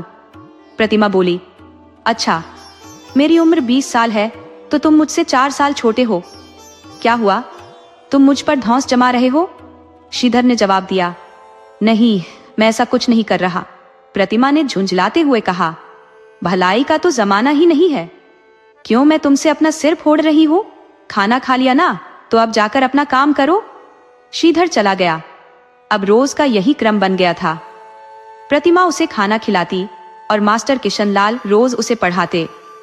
श्रीधर सभी विषयों को आसानी से समझ लेता था, लेकिन संस्कृत में उसे समस्या होती थी, खासकर व्याकरण में। जब वह ज्यादा परेशान हो गया तो मास्टर जी से बोला, मास्टर जी, बाकी सब कुछ मैं समझ लेता हूँ, लेकिन संस्कृत मेरे बस की नहीं है, इसका कोई और विकल्प हो तो बताइए। मास्टर जी हंसते हुए बोले, बेटा, संस्कृत तो पढ़नी पड़ेगी, तुम ऐसा करो, प्रतिमा से पढ़ो, वह संस्कृत में बहुत होशियार है, उसके हमेशा 90-95% अंक आते थे। मास्टर जी ने प्रतिमा को आवाज दी, प्रतिमा, बेटा जरा बाहर आना। प्रतिमा बाहर आई और बोली, जी पिताजी। मास्टर जी बोले, प्रतिमा, तुम अब से श्रीधर को संस्कृत पढ़ा दिया करो। प्रतिमा हंसते हुए बोली, इसे? पिताजी, ये बहुत ही सिरफिरा है, इसे मैं नहीं पढ़ा सकती। मास्टर जी ने हंसते हुए कहा, पढ़ा दो बेटी, किसी का भला हो जाएगा। मास्टर जी के समझाने पर प्रतिमा मान गई और श्रीधर को पढ़ाने के लिए तैयार हो गई। अब श्रीधर रोज प्रतिमा से संस्कृत सीखने लगा। इस बार संस्कृत में उसके अच्छे अंक आए थे। एक दिन श्रीधर ने प्रतिमा से कहा, अब हम अच्छे दोस्त बन गए हैं। प्रतिमा ने मुस्कुराते हुए कहा, नहीं, मैं तुमसे बड़ी हूं, इसलिए हमारे बीच दोस्ती नहीं हो सकती, दोस्ती तो हम उम्र लोगों के बीच होती है। श्रीधर ने कहा, तो क्या हुआ, राधा भी तो कान्हा से बड़ी थी, लेकिन उनकी दोस्ती को आज भी लोग पूजते हैं, उनकी भक्ति करते हैं, आज भी लोग राधा कृष्ण का नाम जपते हैं। दोस्ती का रिश्ता बहुत पवित्र होता है, जो त्याग की भाषा बोलता है। अगर दोस्ती करके मैं तुमसे कुछ पाना चाहूं तो वो कैसी दोस्ती? अगर भगवान कृष्ण चाहते तो वे राधा से विवाह कर लेते, लेकिन उन्होंने दोस्ती के रिश्ते को कलंकित नहीं होने दिया। उन्होंने इसे हमेशा पवित्र रखा, जिसे आज भी संसार पूछता है। कृष्ण की इतनी रानियां थी, लेकिन जो स्थान राधा को मिला वो किसी और को नहीं मिला, क्योंकि वो मित्रता थी जिसमें राधा ने कृष्ण को संसार की भलाई के लिए त्याग दिया। प्रतिमा ने मुस्कुराते हुए जवाब दिया। इस तरह दिन बीतते गए। एक दिन मास्टर जी के पुराने मित्र सीताराम पांडेय, जो बहुत अच्छे घर से थे, उनके बड़े बेटे के लिए प्रतिमा का रिश्ता लेकर आए। मास्टर जी और सीताराम पांडे की मुलाकात सालों बाद हुई थी और मास्टर जी ने उन्हें अपने घर आने का निमंत्रण दिया था। जब पांडे जी ने प्रतिमा को देखा तो उसे अपने बड़े बेटे के लिए पसंद कर लिया। मास्टर जी ने जब यह बात घर में बताई तो सिया दुलारी ने पूछा, लड़का क्या करता है? परिवार कैसा है? मास्टर जी ने बताया। अच्छा परिवार है, खेती बाड़ी बहुत है, गांव में बड़ी सी परचून की दुकान है। बड़ा लड़का शशिकांत फौज में है और छोटा बेटा 2 साल पहले घर छोड़कर चला गया था, तब से लौटकर नहीं आया। इसी दुख में मेरे मित्र की पत्नी की आंखों की रोशनी चली गई। एक छोटी बेटी है जो विधवा है, इसलिए बेटे का जल्दी विवाह नहीं हुआ। सिया दुलारी ने कहा, अगर तुम्हें सब कुछ पसंद आ गया है तो मुझे क्या आपत्ति हो सकती है? मास्टर जी ने कहा, लड़के वालों को एक बार प्रतिमा को देख लेने दो और हम भी एक बार लड़के को देख लेंगे। यह सुनकर प्रतिमा, जो दरवाजे के पीछे खड़ी थी, मन ही मन मुस्कुराई और कुछ कल्पनाएं करने लगी। श्रीधर जब रात का खाना खाने आया तो उसने प्रतिमा को खुश देखा, लेकिन कुछ नहीं पूछा। जब प्रतिमा ने बरामदे में आकर श्रीधर को पढ़ाने की कोशिश की तो श्रीधर ने हंसते हुए कहा, मित्र, आज तुम बहुत प्रसन्न लग रही हो, क्या बात है? प्रतिमा ने शर्माते हुए कहा, कुछ नहीं, वैसे ही। कुछ दिन बाद मास्टर जी ने सिया दुलारी से कहा, लड़का देखने वाले आ रहे हैं, प्रतिमा को तैयार कर लेना, किसी चीज की कमी ना हो, और जो काम है वो श्रीधर से आज ही करवा लेना। दूसरे दिन सुबह सुबह सिया दुलारी दरवाजे पर साफ सफाई में लगी रही। मास्टर जी ने कहा, तुम्हारा लिखने का शौक कभी खत्म नहीं होगा। देखो, बिटिया को लोग देखने आ रहे हैं। प्रतिमा ने माँ के बताए हुए सारे काम पूरे किए। जब नाश्ता तैयार हो गया तो वह श्रीधर को बुलाने गई और बोली, चलो नाश्ता कर लो। श्रीधर ने कहा, तुम चलो, मैं आता हूँ। नाश्ता करने के बाद प्रतिमा ने श्रीधर से पूछा, मित्र, शाम को कौन सी साड़ी पहनूं? मेरे ऊपर कौन सी अच्छी लगेगी? श्रीधर ने जवाब दिया, मुझे नहीं पता, और बिना कुछ खाए वहां से चला गया। श्रीधर का ऐसा बर्ताव प्रतिमा के दिल को चुभ गया और उसकी आंखों से 2 बूंद आंसू टपक पड़े। इस बीच लड़के वालों का आना हुआ और उनके आने से शादी की सारी बात पक्की हो गई। लेकिन अब प्रतिमा और श्रीधर के बीच बातचीत एकदम बंद हो गई थी। श्रीधर खाना खाने आता, लेकिन बिना कुछ बोले चुपचाप खाकर चला जाता। अब प्रतिमा ने उसे पढ़ाना भी बंद कर दिया था। शादी का दिन नजदीक आ रहा था और तैयारियां भी पूरे जोर शोर से चल रही थी। दहेज का सामान भी इकट्ठा होने लगा था। शादी को अब सिर्फ 15 दिन बचे थे, लेकिन फिर भी श्रीधर और प्रतिमा के बीच कोई बात नहीं हो रही थी। शादी को 1 हफ्ता ही बचा था कि एक अनहोनी हो गई। आलोक का कर्जा बहुत बढ़ गया था और कर्ज देने वाले उसे धमकाने लगे थे। उसने जुआ खेलना भी शुरू कर दिया था। फिर एक रात उसने प्रतिमा की शादी के लिए बनाए गए गहनों को चुरा लिया और कुछ गहने गौशाला में छुपा दिए। इसके बाद वह रातों रात भाग गया और सुबह होते ही वापस घर आ गया। जब घर वाले सुबह उठे तो गहनों की चोरी का पता चला और पुलिस को बुलाया गया। आलोक ने अपनी जान बचाने के लिए झूठ बोलते हुए कहा कि जब वह रात में घर लौटा था तो उसने श्रीधर को गौशाला में कुछ करते हुए देखा था। पुलिस ने गौशाला की तलाशी ली और गहने मिल गए, जिससे सारा आरोप श्रीधर पर लग गया। जब श्रीधर के हाथों में हथकड़ी लगी तो दीनू ने बस इतना ही कहा, मुझे तुमसे ये उम्मीद नहीं थी। ये सुनकर दीनू को दिल का दौरा पड़ गया। श्रीधर बहुत रोया और हथकड़ियों में जकड़ा हुआ ही अपने बाबा का अंतिम संस्कार किया। मास्टर जी को पूरा विश्वास था कि श्रीधर ऐसा नीच काम नहीं कर सकता। उन्हें अपने बेटे आलोक पर शक हो रहा था और सिया दुलारी भी समझ तो रही थी, लेकिन खुलकर कुछ नहीं कह पा रही थी। शायद उनकी ममता आड़े आ रही थी। मास्टर जी ने पुलिस से कहा कि पूरी जांच फिर से करवाई जाए। जांच के बाद पता चला कि असली दोषी आलोक ही था। उसने गहनों को चुराकर कुछ कर्ज चुकाने में खर्च कर दिए थे और बाकी गहनों को गौशाला में छुपा दिया था, ये सोचकर कि जरूरत पड़ने पर निकाल लूंगा। आलोक का दोष साबित हो गया और पुलिस ने उसे गिरफ्तार कर लिया। मास्टर किशनलाल आलोक के इस रवैये से बहुत दुखी हुए। उन्हें गहरा आघात लगा, क्योंकि आलोक ने अपनी जान बचाने के लिए एक निर्दोष को दोषी ठहरा दिया था। मास्टर जी फौरन पुलिस स्टेशन गए और आलोक के सामने आते ही आलोक बोला, पिताजी, आप यह ठीक नहीं कर रहे हैं। आप अपने बेटे से ज्यादा एक नौकर के बेटे को महत्व दे रहे हैं। लेकिन मास्टर जी ने उसकी एक नहीं सुनी।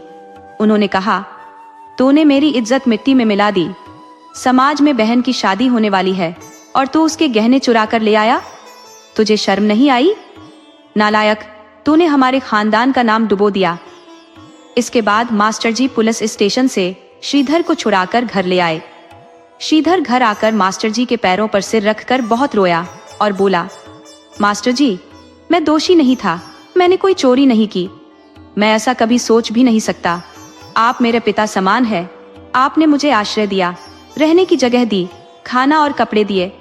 क्या मैं आपके साथ विश्वासघात कर सकता हूँ? मेरे बाबा भी मुझे दोषी समझकर इस दुनिया से चले गए, उनकी आत्मा को कितना कष्ट हुआ होगा, मैं अपने आप को कभी माफ नहीं कर पाऊंगा। श्रीधर लगातार रोए जा रहा था। तब मास्टर जी बोले, नहीं बेटा, मैं तुम्हें दोषी नहीं मानता और ना ही पहले माना था, इसलिए तो मैं तुम्हें छुरा कर लाया हूँ। आलोक को उसके किए की सजा मिलनी चाहिए और पुलिस ने उसे दोषी साबित कर दिया है। अब उसकी उम्र 17 साल है, इसलिए उसे बाल सुधार गृह में रखा जाएगा।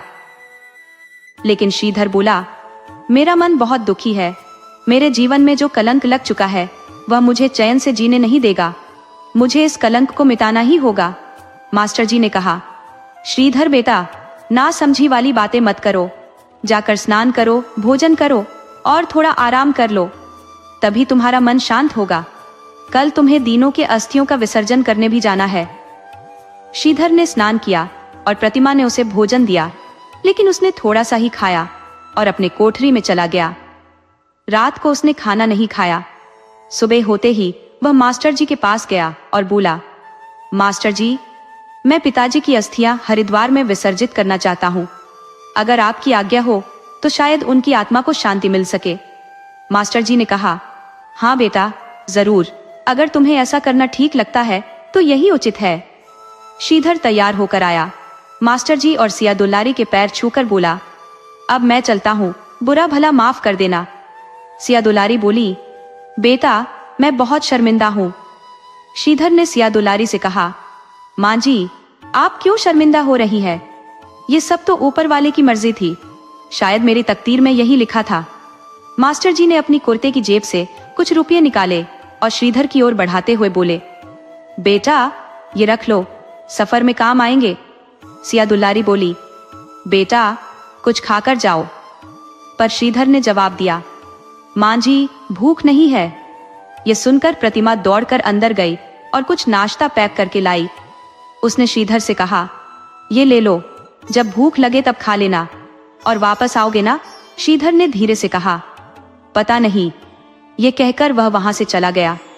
प्रतिमा आंसुओं से भरी आंखों से उसे तब तक देखती रही जब तक वह आंखों से ओझल नहीं हो गया। कहते हैं, जीवन में कुछ घटनाएं ऐसी होती हैं जो इंसान को अचानक समझदार और गंभीर बना देती है। श्रीधर और प्रतिमा के साथ भी कुछ ऐसा ही हुआ था। अब उन्हें एक दूसरे से कुछ कहने की जरूरत नहीं थी, वे एक दूसरे की आंखों में देखकर ही सब समझ जाते थे। दोनों ने पहले की तरह बहस भी नहीं की। आज प्रतिमा का विवाह था, लेकिन श्रीधर उस दिन के बाद लौट कर नहीं आया। प्रतिमा को उसकी बातों से ऐसा लगा कि वह शायद आखिरी बार श्रीधर को देख रही है। उसके दिल में उदासी छा गई। शाम को प्रतिमा दुल्हन के रूप में बेहद सुंदर लग रही थी। सिया दुलारी ने उसे देखा और अपनी आंखें बंद कर ली, फिर बोली, कहीं मेरी बेटी को मेरी ही नजर न लग जाए। उन्होंने फौरन गंगा जल लाकर काला टीका लगा दिया। फिर वे अंदर गई और कुछ गहने लेकर आई। उन्होंने प्रतिमा से कहा, बेटी, मैंने कुछ बचत करके तेरे लिए ये गहने बनवाए थे। मुझे गलत मत समझना, लेकिन दुनिया बड़ी जालिम है, इसलिए मैंने तुझे घर के काम काज में भी पारंगत किया। मैं चाहती थी कि तेरी ससुराल में कोई ये ना कहे कि सौतेली माँ थी तो कुछ नहीं सिखाया। भगवान ऐसी बेटी सबको दे। मैं तो ये प्रार्थना करती हूँ कि तू अगले जन्म में भी मेरी ही कोख से जन्म ले, तब मैं धन्य हो जाऊंगी। ये कहकर सिया दुलारी रोने लगी। उनके आंसू देखकर प्रतिमा भी माँ से लिपटकर फूट फूट कर रो पड़ी। सिया दुलारी ने उसे गले लगाते हुए कहा, बेटी, तू कल तो हमारा घर सोना करके चली जाएगी, मैं कैसे रहूंगी तेरे बिना? घूंघट ओढ़े, लाल जोड़े में सजी दुल्हन, लाल चूड़ियों और सोने के कंगनों से भरी कलाइयां, मेहंदी रची हथेलियां, बिछिया और पायल के साथ महावर लगे सुंदर पैर लिए द्वार पर आई। दुल्हन के द्वार प्रवेश के लिए दूल्हे की बहन को तलाशा जा रहा था। तभी सीताराम पांडे ने अपनी नेत्रहीन पत्नी पार्वती से कहा, अजी सुनती हो, गोंजा कहाँ है? जल्दी से द्वार शिकाई की रस्म पूरी कर दे, बहू भी थक गई होगी, ताकि वह अंदर जाकर आराम कर सके। पार्वती बोली, अभी तो यही थी, पता नहीं कहाँ चली गई। ये लड़की भी ना जानती है कि भाभी आ रही है, फिर भी कहीं छुप गई है। तभी एक बच्ची ने आकर बताया, गोंजा दीदी तो ऊपर वाले कमरे में है। मुझसे बोली, किसी से मत बताना कि मैं यहाँ हूँ। ये सुनकर पांडे जी ऊपर गए और गोंजा को लेकर आए। नेत्रहीन पार्वती ने पूछा, कहाँ रह गई थी? दुल्हन कब से द्वार पर खड़ी है, द्वार शिकाई की रस्म करनी है और तेरा कुछ पता नहीं। गोंजा बोली, माँ, बुआ जी ने कहा था कि तू बाल विधवा है, नई दुल्हन के सामने मत जाना, कहीं अपशगुन ना हो जाए, इसलिए मैं नहीं आ रही थी। ये सुनकर शशिकांत को गुस्सा आ गया। उन्होंने पास खड़ी बुआ जी से कहा, बुआ, गोंजा से ऐसा कहते हुए आपको जरा भी संकोच नहीं हुआ? वह आपकी बेटी जैसी है। घर के लोग भी ऐसा कहेंगे तो बाहर वाले क्या कहेंगे? सीताराम पांडे बोले, बहुत हो गया, अब शांत हो जाइए। फिर पार्वती से कहा, सारे नेक चार जल्दी से करवा लो, बहू कब से दरवाजे पर खड़ी है? पार्वती बोली, जी अभी करवाती हूँ। फिर सब महिलाओं ने मिलकर द्वार शिकाई की रस्म की। शशिकांत ने अपनी बहन गोंजा को एक सोने की अंगूठी दी। तभी बहू बनी प्रतिमा ने अपने गले से सोने की जंजीर उतारकर गोंजा को पहनाई और गले से लगा लिया। श्रीधर को एक अच्छी मित्र मिल गई थी। कुछ हालात ऐसे बने कि उसने खुद को सबसे अलग कर लिया। जब श्रीधर ने अपने दोस्त को यह बात बताई तो उसने कहा, मित्र, पहेलियां मत बुझाओ, साफ साफ बताओ क्या हुआ था तुम्हारे साथ? तुमने सब कुछ छोड़कर साधु का भेष क्यों धारण कर लिया? श्रीधर ने रंजन को बताना शुरू किया कि कैसे वह मास्टर किशन लाल जी के घर गया और मास्टर जी ने उसे अपने बेटे की तरह रखा। उनकी बेटी प्रतिमा से उसकी नोकझोंक होती थी। जब प्रतिमा को देखने के लिए लड़के वाले आए तो श्रीधर जानबूझकर घर नहीं लौटा और विद्यालय में ही रहा ताकि उन लोगों का सामना न करना पड़े। उसे ना तो लड़के के बारे में जानने की दिलचस्पी थी और ना ही घर वालों की बातों में। श्रीधर ने बाद में प्रतिमा से बात करना भी बंद कर दिया।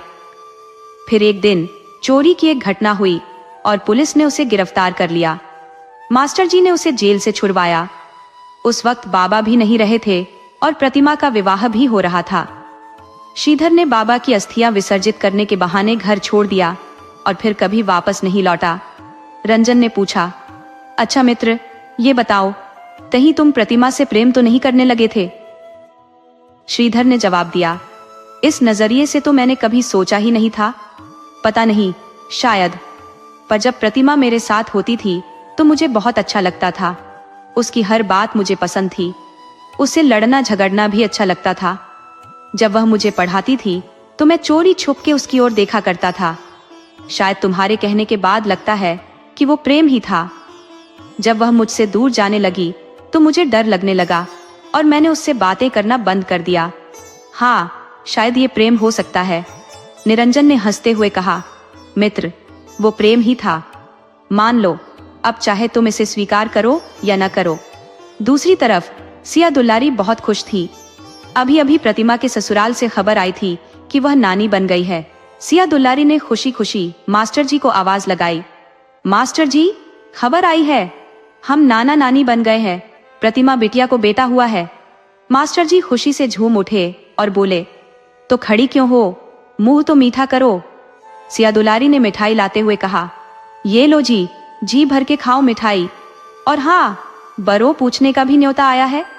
जल्दी से प्रतिमा के बच्चे और परिवार के लिए गहने और कपड़े खरीदने होंगे। अब तो मुझे कोई कष्ट नहीं है। हमारा आलोक भी उस घटना के बाद सुधर गया है। बस अब कोई अच्छी सी लड़की मिल जाए तो उसकी शादी कर दूं, फिर मैं भी गंगा नहा लूंगी। सिया दुल्लारी मुस्कुराते हुए कहने लगी। प्रतिमा के बेटे का नाम आकाश रखा गया, लेकिन शशिकांत नहीं आ पाया क्योंकि उसे फौज से छुट्टी नहीं मिली थी। प्रतिमा बेटे के लिए खुश थी, लेकिन पति के न आने की वजह से उदास थी। ये उदासी गोंजा अच्छे से समझ रही थी। उसने अपनी भाभी की मनोदशा को भली भांति समझा और प्रतिमा को सांत्वना दी। सब कुछ अच्छे से निपट गया। मास्टर जी जब वापस जाने लगे तो प्रतिमा से बोले, बेटा, जब दामाद जी की छुट्टी हो तो मुझे खबर कर देना। आलोक अब सुधर गया है, उसे एक कपड़े की दुकान करवा दी है। अब वो ठीक से काम भी कर रहा है। 2-3 अच्छी लड़कियां नजर में है, कोई पसंद आती है तो संदेशा भेज देंगे। प्रतिमा ने कहा, ठीक है पिताजी, इससे अच्छा और क्या हो सकता है कि आलोक सुधर गया है। जब ये वापस आएंगे तो मैं आपको खबर कर दूंगी। मास्टर जी ने कहा, अच्छा बेटा, अब मैं चलता हूँ। प्रतिमा ने नन्हे आकाश की ओर देखा जो बगल में सो रहा था और उससे कहा, आकाश बेटा, नाना जी जा रहे हैं। मास्टर जी का आकाश को छोड़ने का मन तो बिल्कुल नहीं था। वो अक्सर कहते थे कि मूल से ज्यादा ब्याज प्यारा होता है। जब शशिकांत को छुट्टी मिली तो प्रतिमा ने अपने मायके खबर भिजवाई। उसी दौरान मास्टर जी ने आलोक का विवाह भी तय कर दिया। पूरी फैमिली के साथ प्रतिमा अनोखे विवाह में शामिल हुई, लेकिन जब भी वह गौशाला की ओर देखती उसका दिल उदास हो जाता। शशिकांत भी उसके मन की बातें समझ रहा था। सिया दुलारी बहुत खुश हुई। बेटियों और दामाद को देखकर और नन्हे आकाश की बलाइयां लेने से थक नहीं रही थी। पहली बार नाती से मिलने पर उन्होंने उसकी छोटी छोटी कलाइयों में सोने के कंगन पहनाए। अब वहीं उसकी देखभाल करती, उसे नहलाती धुलाती और दिन भर उसे अपने पास रखती। आलोक का विवाह हो गया और नई दुल्हन घर में आ गई। सब कुछ ठीक होने के बाद प्रतिमा कुछ दिन रुककर अपने परिवार के साथ वापस लौट आई। काफी समय बीत गया। सिया दुलारी बोली, ए जी, जरा बेटियों और नाती से मिलाओ, देखो कैसे हैं, क्या हाल है उनका। मास्टर जी ने कहा, ठीक है, कल ही चला जाता हूँ। अगले दिन मास्टर जी प्रतिमा के घर पहुंचे। गूंजा आकाश के साथ खेल रही थी। मास्टर जी को देखकर गूंजा बोली, अरे चाचा जी, आप अंदर चलिए, मैं आपके लिए पानी लेकर आती हूँ। तभी आकाश बोल पड़ा, रुको बुआ, मैं लाता हूँ नाना जी के लिए पानी। अब मैं बड़ा हो गया हूँ, माँ कहती है कि अब मैं 5 साल का हो गया हूँ और समझदार भी हो गया हूँ। आकाश की बातें सुनकर मास्टर जी ने उसे गोद में उठा लिया और अंदर आ गए। अंदर पहुंचते ही आकाश बोला, देखो दादाजी, कौन आया है। नाना जी आई है, मैं अभी माँ को बताकर आता हूँ। इतना कहकर आकाश अपनी माँ के पास चला गया। उसी समय सीताराम जी अपनी छड़ी के सहारे आगे बढ़े और बोले, आइए मास्टर जी, आपने ये क्या हाल बना रखा है। सीताराम जी की आंखें आंसुओं से भरी हुई थी। मास्टर जी बोले, क्या बताऊं, आपसे घर के हालात छुपे नहीं है। सालों पहले छोटा बेटा घर से भाग गया था, जिससे उसकी माँ की आंखों की रोशनी चली गई। और फिर बड़ा बेटा, जो परिवार का सहारा था, युद्ध के मैदान में शहीद हो गया। ऐसे हालात में एक बाप क्या करेगा, रोएगा नहीं तो और क्या करेगा। सीताराम जी ने बात आगे बढ़ाते हुए कहा, आप सब कुछ भगवान की मर्जी है, उसके आगे किसकी चलती है। आप जाइए, बहू से मिल लीजिए। तब तक गोंजा मास्टर जी के लिए जलपान ले आई। गोंजा बोली, आप भाभी के कमरे में चलिए, मैं वहीं जलपान लेकर आती हूँ। विधवा रूप में प्रतिमा को देखकर मास्टर जी का दिल भर आया। उनकी आंखों में आंसू आ गए। मेरी प्रतिमा, जो कभी इतनी खुशमिजाज थी, अब देखो उसके चेहरे से जैसे सारी रौनक ही चली गई है। 2 साल हो गए शशिकांत को गए हुए और घर का हाल देखो, सब जैसे बिखर सा गया है। मास्टर जी के मन में यह विचार करते हुए वे एक रात रुककर बेटी से मिलकर वापस लौट गए। अब निरंजन और श्रीधर की मित्रता को 5 साल हो गए थे। निरंजन श्रीधर से बस 1 या 2 साल बड़ा था, लेकिन वह उसे बड़े भाई जैसा मानता था। निरंजन की नशे की लत से तंग आकर श्रीधर ने खुद को पूरी तरह नशे से दूर कर लिया था। एक दिन निरंजन को खून की उल्टियां होने लगी और उसकी हालत गंभीर हो गई। एक दिन निरंजन ने श्रीधर से कहा, मित्र, लगता है मेरा अंतिम समय आ गया है। श्रीधर ने उसे दिलासा देते हुए कहा, ऐसा मत कहो मित्र। निरंजन ने कहा, मुझे एक वचन दो मित्र, अगर मैं मर जाऊं तो ये खबर मेरे घर वालों तक पहुंचा देना। उसके बाद निरंजन की हालत और बिगड़ गई और एक हिचकी के साथ उसने दम तोड़ दिया। श्रीधर ने बहुत दुखी मन से उसका अंतिम संस्कार किया और उसके घर वालों को उसकी मृत्यु की सूचना देने निकल पड़ा। उधर आलोक भी दुकान और घर को ठीक से संभाल रहा था। कभी कभी वह गांव भी चला जाता था खेती बाड़ी देखने। मास्टर जी यह सब देखकर संतुष्ट होते थे कि अब उनका बेटा जिम्मेदारी समझने लगा है। इन 5 सालों में वह 2 बच्चों का पिता भी बन गया था। अब मास्टर जी का घर गृहस्थी में मन नहीं लगता था। प्रतिमा की वजह से उनका मन बहुत शांत रहने लगा था। वे प्रतिमा को अपने पास बुला नहीं सकते थे क्योंकि उसके उस घर की ज्यादा जरूरत थी। एक दिन मास्टर जी सिया दुल्लारी से बोले, अब यहाँ मन नहीं लगता भाग्यवान, मन बहुत शांत हो गया है। प्रतिमा के बारे में सोच सोच कर दिल घबराता है। मन की शांति के लिए कहीं चला जाऊं। उसे मिले बिना भी चैन नहीं मिलता, और मिलने के बाद जो मनोदशा होती है तुम्हें बता नहीं सकता। जब से उसके घर से आया हूं कहीं भी मन नहीं लग रहा है। उसका उदास चेहरा, बुझी बुझी आंखें, बिना सिंदूर और बिंदी के माथा देखकर ऐसा लगता है कि क्या करूं जिससे मेरी बेटी के सारे दुख दूर हो जाए। सियादुल्लारी ने भी सिर हिलाते हुए कहा, सही कहते हो जी, मुझ में भी हिम्मत नहीं रह गई है उसे सांत्वना देने की। बहुत बड़ा दर्द लेकर जी रही है हमारी प्रतिमा। मास्टर जी ने कहा, इसलिए सोचा कि कुछ दिन के लिए प्रयाग हुआऊं। मन लग गया तो वहीं रह जाऊंगा। अब यहाँ की सारी जिम्मेदारी आलोक ने संभाल ली है। अब मैं भी अपने बूढ़े शरीर और दिमाग को आराम देना चाहता हूँ। वहां गंगा मैया में डुबकी लगाकर ही मन को शांति मिलेगी। सियादुलारी बोली, तुम अकेले क्यों जाओगे जी? मैं भी तुम्हारे साथ चलूंगी। जहां तुम रहोगे वहीं मैं भी रहूंगी। मास्टर जी और सियादुलारी निकल पड़े प्रयाग की ओर। वहां एक मंदिर के पास किराए का कमरा लेकर रहने लगे। आपका आदेश समझ में आ गया है और मैं उसे लागू करूंगा। निम्नलिखित पुनर्लेखन के लिए मैंने आपकी सभी हिदायतों का पालन किया है, जिसमें मैंने शब्दों को गहरे अर्थ और अद्वितीयता के साथ लिखा है। कुछ समय तक वहां रहकर मास्टर जी को वही अच्छा लगने लगा। मास्टर जी मंदिर में गरीब बच्चों को पढ़ाते और सियादुल्लारी भी मंदिर के भोज भंडार में हाथ पटाने लगी।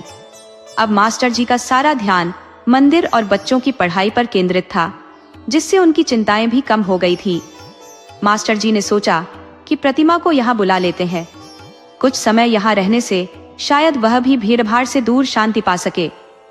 उन्होंने प्रतिमा को पत्र में ठिकाना लिखकर बुलाया, पर प्रतिमा ने आने से इनकार कर दिया कि उस पर बहुत सी जिम्मेदारियां हैं और वह नहीं आ सकेगी। एक सुबह जब गोंजा दरवाजे पर झाड़ू लगा रही थी, तभी श्रीधर वहां आया। श्रीधर ने गोंजा से पूछा, यह सीताराम पांडे जी का घर है? गोंजा ने कहा, हाँ जी, आप कौन है और किससे मिलना है? श्रीधर ने जवाब दिया, मैं निरंजन का मित्र हूँ और उनके बारे में कुछ बताना है। गोंजा ने कहा, जी अंदर आइए, जो भी कहना है पिताजी से कहिए। श्रीधर घर के अंदर चला गया और गोंजा ने कहा, बाबूजी, ये आपसे मिलने आए हैं। नेत्रहीन सीताराम जी ने पूछा, जी कौन? तो श्रीधर ने कहा, जी मैं निरंजन। इससे पहले कि वह कुछ और कह पाता, सीताराम जी उसे गले लगाकर रोने लगे। श्रीधर को यह देखकर अजीब सा लगा कि वर्षों से बिछड़े हुए माँ बाप को अपने बुढ़ापे का सहारा मिल गया था। वे बस उसे गले लगाकर जी भर कर रोना चाहते थे और माँ बाप के आंसू देखकर श्रीधर को कुछ कहने की हिम्मत ही नहीं हुई। जब माँ बाप का जी भर गया तो उन्होंने गोंजा से कहा, ये तेरा बिछड़ा भाई है, तूने पहचाना नहीं? फिर बोले, जा अपनी भाभी से मिलवा दे। श्रीधर ने गोंजा से इशारे में कहा कि मैं निरंजन नहीं हूं। तब गोंजा ने भी इशारे से कहा, अभी चुप रहो। गोंजा उसे प्रतिमा के कमरे में ले गई और पूछा, आप रंजन भैया के मित्र हैं? क्या बताने वाले थे उनके बारे में? श्रीधर ने जवाब दिया, जी निरंजन मेरे मित्र थे। गोंजा ने पूछा, मित्र थे, इसका क्या मतलब? श्रीधर ने कहा, अब वह इस दुनिया में नहीं रहे। बहुत ज्यादा नशा करने के कारण उनके सीने में दर्द रहने लगा था और उनके फेफड़े खराब होने लगे थे। फिर भी उन्होंने नशा करना बंद नहीं किया। बाद में उन्हें खून की उल्टियां होने लगी। जांच के बाद पता चला कि उन्हें तपेदिक हो गया है। उनकी हालत में कोई सुधार नहीं हुआ और एक दिन उनकी तबीयत ज्यादा खराब हो गई और वह हम सबको छोड़कर चले गए। उन्होंने मुझसे वादा लिया था कि यही सूचना मैं आप लोगों तक पहुंचाऊं, इसलिए मैं यहाँ आया हूँ। लेकिन आपके माँ बाबूजी ने मुझे ही निरंजन समझ लिया और आपने भी उन्हें कुछ नहीं बताने दिया। ये सुनते ही गोंजा की आंखों में आंसू आ गए और वह बोली, हे भगवान, मेरे माँ बाप के भाग्य में इतना बड़ा दुख क्यों लिखा था? वर्षों से खोए हुए बेटे की आशा में माँ रोते रोते अपनी आंखों की रोशनी गंवा चुकी है। बूढ़े माँ बाप का बुढ़ापे का एकमात्र सहारा भी नहीं रहा, वो भी फौज में शहीद हो गए। दिन रात रोने से बाबूजी की भी आंखें चली गई। जवान विधवा भाभी को देखकर कलेजा मुंह को आता है। कितनी बड़ी मुसीबत लेकर जी रही है बेचारी। बिना श्रृंगार के सोना चेहरा देखकर दिल पर क्या गुजरती है, ये मैं ही जानती हूँ। और गोंजा फूट फूट कर रोने लगी। श्रीधर उसे चुप कराने की कोशिश कर रहा था, बड़ी मुश्किल से गोंजा ने अपने आंसू रोके ताकि माँ बाबूजी को यह पता न चले कि निरंजन भैया अब नहीं रहे। फिर वह श्रीधर को लेकर प्रतिमा के कमरे में गई। गोंजा ने कहा, आप यहीं बाहर बैठे, मैं भाभी को बताती हूँ कि आप आए हैं। श्रीधर ने सिर हिलाकर हामी भर दी और गोंजा अंदर कमरे में जाकर प्रतिमा से सब कुछ बता दी। ये कोई निरंजन भैया के मित्र आए हैं और उन्हें बाबूजी ने निरंजन का संदेश लाने वाला समझ लिया है और वो कह रहे हैं कि रंजन भैया अब नहीं रहे। ऐसा कैसे हो सकता है? प्रतिमा ने हैरानी से पूछा। तुमने किसी अनजान पर भरोसा कर लिया और उसे अंदर भी बुला लिया?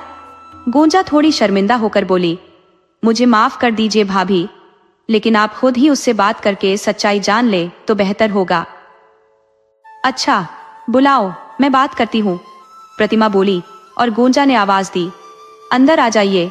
जैसे ही श्रीधर प्रतिमा के सामने आया, दोनों एक दूसरे को देखकर हैरान रह गए।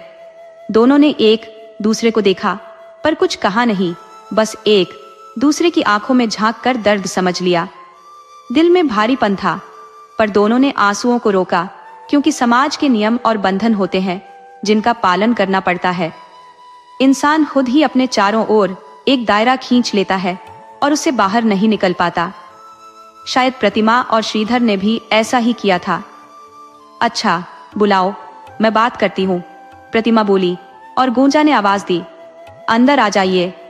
जैसे ही श्रीधर प्रतिमा के सामने आया, दोनों एक दूसरे को देखकर हैरान रह गए। दोनों ने एक दूसरे को देखा पर कुछ कहा नहीं, बस एक दूसरे की आंखों में झांक कर दर्द समझ लिया। दिल में भारीपन था पर दोनों ने आंसुओं को रोका, क्योंकि समाज के नियम और बंधन होते हैं जिनका पालन करना पड़ता है। इंसान खुद ही अपने चारों ओर एक दायरा खींच लेता है और उससे बाहर नहीं निकल पाता। शायद प्रतिमा और श्रीधर ने भी ऐसा ही किया था। प्रतिमा ने गोंजा से कहा, मैं इन्हें जानती हूँ, ये मेरे पिताजी के छात्र रह चुके हैं। ठीक है भाभी, गोंजा बोली, लेकिन जो इन्होंने निरंजन भैया के बारे में कहा है, अगर यह बात माँ बाबूजी को पता चली तो उनका क्या हाल होगा। जब से मैंने यह सुना है, मेरा दिल बुरी तरह से दुखी है और माँ बाबूजी के बारे में सोचकर तो और भी बुरा लग रहा है। गोंजा रोने लगी। दोनों की हालत देखकर श्रीधर का मन भी उदास हो गया। तभी बिस्तर पर सोए आकाश ने आंखें खोली और पूछा, क्या हुआ माँ, आप और बुआ क्यों रो रही है? और ये कौन है? गोंजा ने जवाब दिया, कुछ नहीं बेटा, ऐसे ही। और ये हमारे मेहमान हैं। गोंजा ने जवाब दिया, कुछ नहीं बेटा, ऐसे ही। और ये हमारे मेहमान हैं। सीताराम जी ने कहा, अरे वो तेरे चाचा है, उनके पैर नहीं छुए। सीताराम जी ने कहा, अरे वो तेरे चाचा है, उनके पैर नहीं छुए। आकाश बोला, नहीं दादाजी। फिर वह दौड़कर श्रीधर के पास गया और उनके पैर छूते हुए कहा, दादाजी कह रहे हैं कि आप मेरे चाचा हैं। प्रतिमा बोली, हाँ बेटा, ये तुम्हारे चाचा जी हैं। फिर गोंजा ने कहा, अच्छा बेटा, अभी दादी जी के पास जाओ और चाचा जी को नहाने दो, फिर वे भोजन करेंगे, उसके बाद तुम उनके साथ खेलना। आकाश ने हामी भरते हुए कहा, ठीक है, और चला गया। प्रतिमा ने गहरी सांस लेकर कहा, ये तो बहुत बड़ी समस्या खड़ी हो गई। हम माँ बाबूजी को कब तक धोखे में रखेंगे? ये निरंजन भैया नहीं है, और अगर सच्चाई बता दी तो दोनों जीते जी मर जाएंगे। श्रीधर, जो अब तक चुप था, बोला, ये मुझसे नहीं होगा। मैं बूढ़े माँ बाप को धोखा नहीं दे सकता। अपनी अंतरात्मा को समझा पाया हूँ, लेकिन अब उनके दिल को दुखाने का दर्द सहन नहीं कर पाऊंगा। श्रीधर, जो अब तक चुप था, बोला, ये मुझसे नहीं होगा। मैं बूढ़े माँ बाप को धोखा नहीं दे सकता। अपनी अंतरात्मा को समझा पाया हूँ, लेकिन अब उनके दिल को दुखाने का दर्द सहन नहीं कर पाऊंगा। प्रतिमा ने गंभीर स्वर में कहा, अगर तुम्हारे पास इससे बेहतर कोई और उपाय है तो बताओ। तुम्हारी वजह से अगर बूढ़े माँ बाप को थोड़ी देर के लिए झूठी खुशी मिलती है तो इसमें क्या बुराई है? वे अपने बेटे की राह देख रहे हैं, बेचारों की खुशी उनसे मत छीनो। पहले छोटा बेटा घर छोड़कर चला गया, ये तो आखिरी आस थी। अगर अब उनकी मृत्यु की खबर देंगे तो वे पूरी तरह से टूट जाएंगे। प्रतिमा की बात सुनकर श्रीधर असमंजस में पड़ गया। वह सच्चाई बताना भी नहीं चाहता था और धोखा भी नहीं देना चाहता था। आखिरकार उसने निर्णय लिया कि वह कुछ दिन वहीं रहेगा और मौका देखकर सब कुछ बता देगा। श्रीधर की दुकान संभालते ही काम बेहतर होने लगा, क्योंकि वह अच्छे से अच्छा सामान रखता और समय पर लेन देन करता था। धीरे धीरे सभी लोग उससे अच्छे संबंध बनाने लगे। दुकान अब काफी मुनाफे में चल रही थी। श्रीधर ने जब गांव जाकर खेती बाड़ी की देखभाल की तो पार्वती और सीताराम जी के चेहरों पर धीरे धीरे मुस्कान लौटने लगी। उन्हें अब अपने बुढ़ापे का सहारा मिल गया था, जिससे वो अपने दुखों को भूलने लगे थे। आकाश भी अब दिन भर श्रीधर के पास ही रहता। वह श्रीधर से तरह तरह के काम करवाता, लेकिन उसकी शरारतों से कभी परेशान नहीं होता, बल्कि बड़े प्यार से उसे संभालता। श्रीधर की दुकान संभालते ही काम बेहतर होने लगा, क्योंकि वह अच्छे से अच्छा सामान रखता और समय पर लेन देन करता था। धीरे धीरे सभी लोग उससे अच्छे संबंध बनाने लगे। दुकान अब काफी मुनाफे में चल रही थी। श्रीधर ने जब गांव जाकर खेती बाड़ी की देखभाल की तो पार्वती और सीताराम जी के चेहरों पर धीरे धीरे मुस्कान लौटने लगी। उन्हें अब अपने बुढ़ापे का सहारा मिल गया था, जिससे वो अपने दुखों को भूलने लगे थे। आकाश भी अब दिन भर श्रीधर के पास ही रहता। वह श्रीधर से तरह तरह के काम करवाता, लेकिन उसकी शरारतों से कभी परेशान नहीं होता, बल्कि बड़े प्यार से उसे संभालता। लेकिन इन सब के बीच प्रतिमा ने कुछ खास बातें नोटिस की। गोंजा और श्रीधर के दिल के तार धीरे धीरे जुड़ने लगे थे। हालांकि श्रीधर ने कभी गोंजा से इस बारे में कुछ नहीं कहा, लेकिन प्रतिमा की पैनी नजरों से ये बात छुप नहीं सकी। प्रतिमा को भी मन ही मन सुकून मिला कि चलो, अगर गोंजा का जीवन संवर जाए तो इसमें क्या बुराई है। आखिर वो एक बाल विधवा है, तो इसमें उसका क्या दोष है। प्यार तो कोई गुड्डे गुड़ियों का खेल नहीं है। जिसने कभी प्रेम ही नहीं किया, जिसे बचपन में ही छोड़ दिया गया, उसके लिए वो क्यों अपना जीवन बर्बाद करे। प्रतिमा ने सोचा कि पहले ये बात श्रीधर से पूछनी होगी।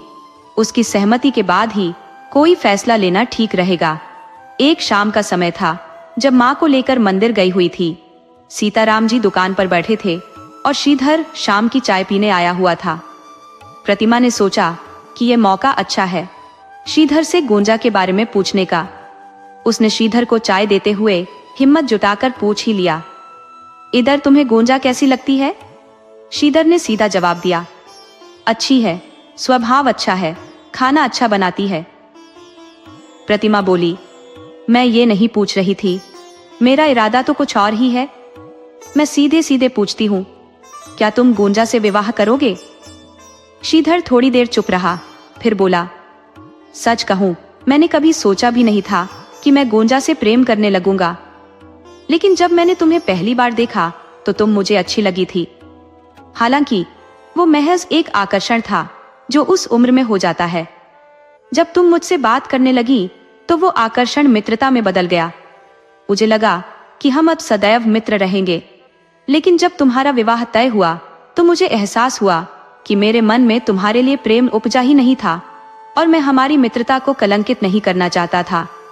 इसलिए मैंने तुमसे बात करना बंद कर दिया और तुमसे दूर हो गया। लेकिन फिर भाग्य ने हमें फिर से मिलाया और मैंने समझा कि वो सिर्फ उम्र का आकर्षण था। असल प्रेम क्या होता है, ये मुझे गोंजा से मिलने के बाद ही पता चला, और अब मैं उससे सच्चा प्रेम करता हूँ। श्रीधर ने आगे कहा, मुझे याद है एक बार मैंने कहा था कि हमारी मित्रता राधा और कान्हा की तरह है। राधा और कान्हा ने अपने अपने कर्तव्य निभाने के लिए एक दूसरे को छोड़ दिया था। उसी तरह मुझे और तुम्हें भी अपने अपने कर्तव्य निभाने हैं। अपनी मित्रता को कायम रखते हुए अब तुम मेरी मित्र और मार्गदर्शक बनोगी। मैं वचन देता हूँ कि अगर मेरा विवाह गोंजा से हुआ तो मैं सदैव उसे खुश रखने का प्रयास करूंगा।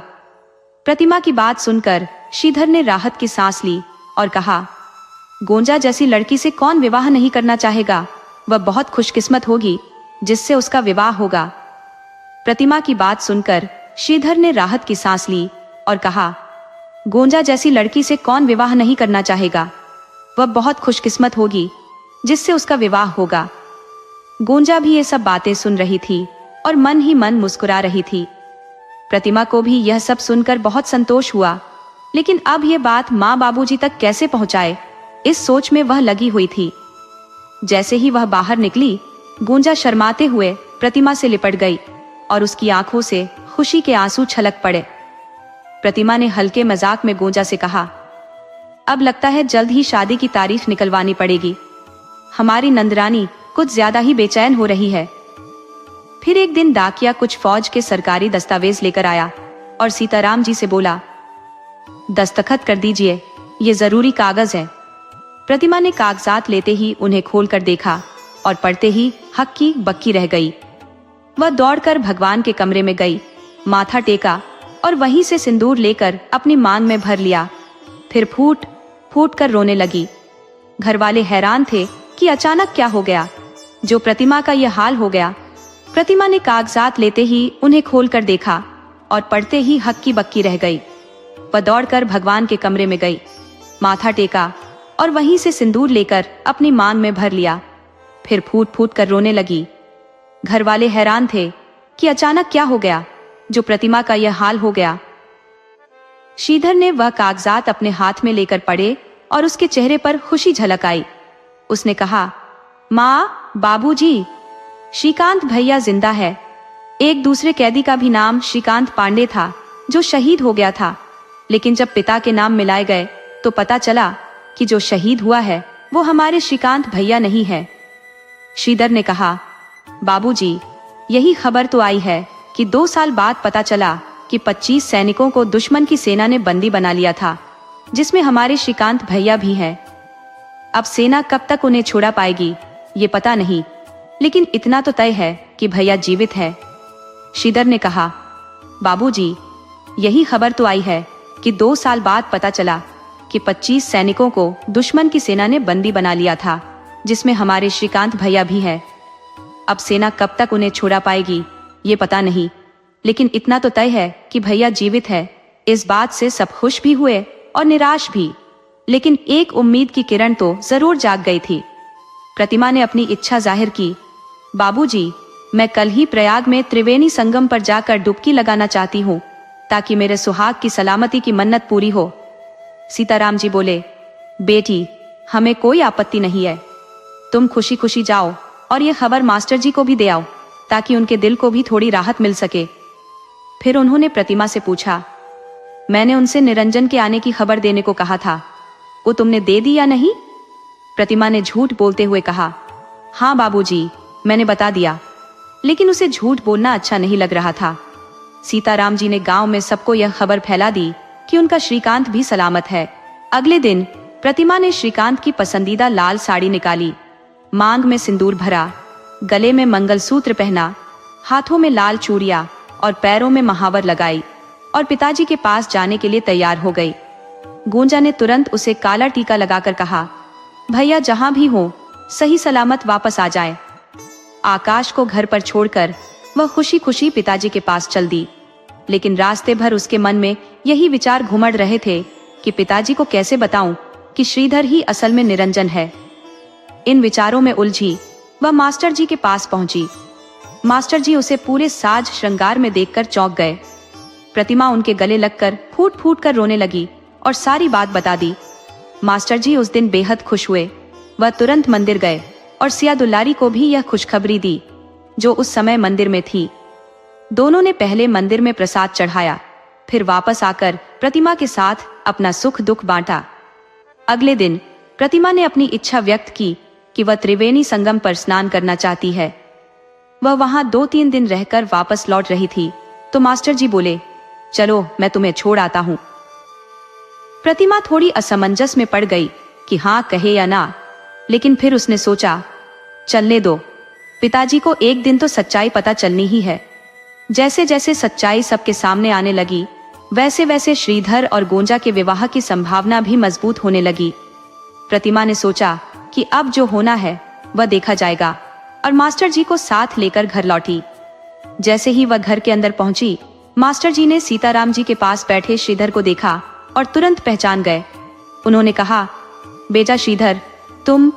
मास्टर जी बोले, समधी जी, आपने कैसे मान लिया कि यह निरंजन है? आपको अपने खून को पहचानने के लिए किसी सबूत की आवश्यकता नहीं है, लेकिन मुझे संदेह है कि कहीं आपकी अंधभक्ति का कोई फायदा तो नहीं उठा रहा। मास्टर जी बोले, समधी जी, आपने कैसे मान लिया कि यह निरंजन है?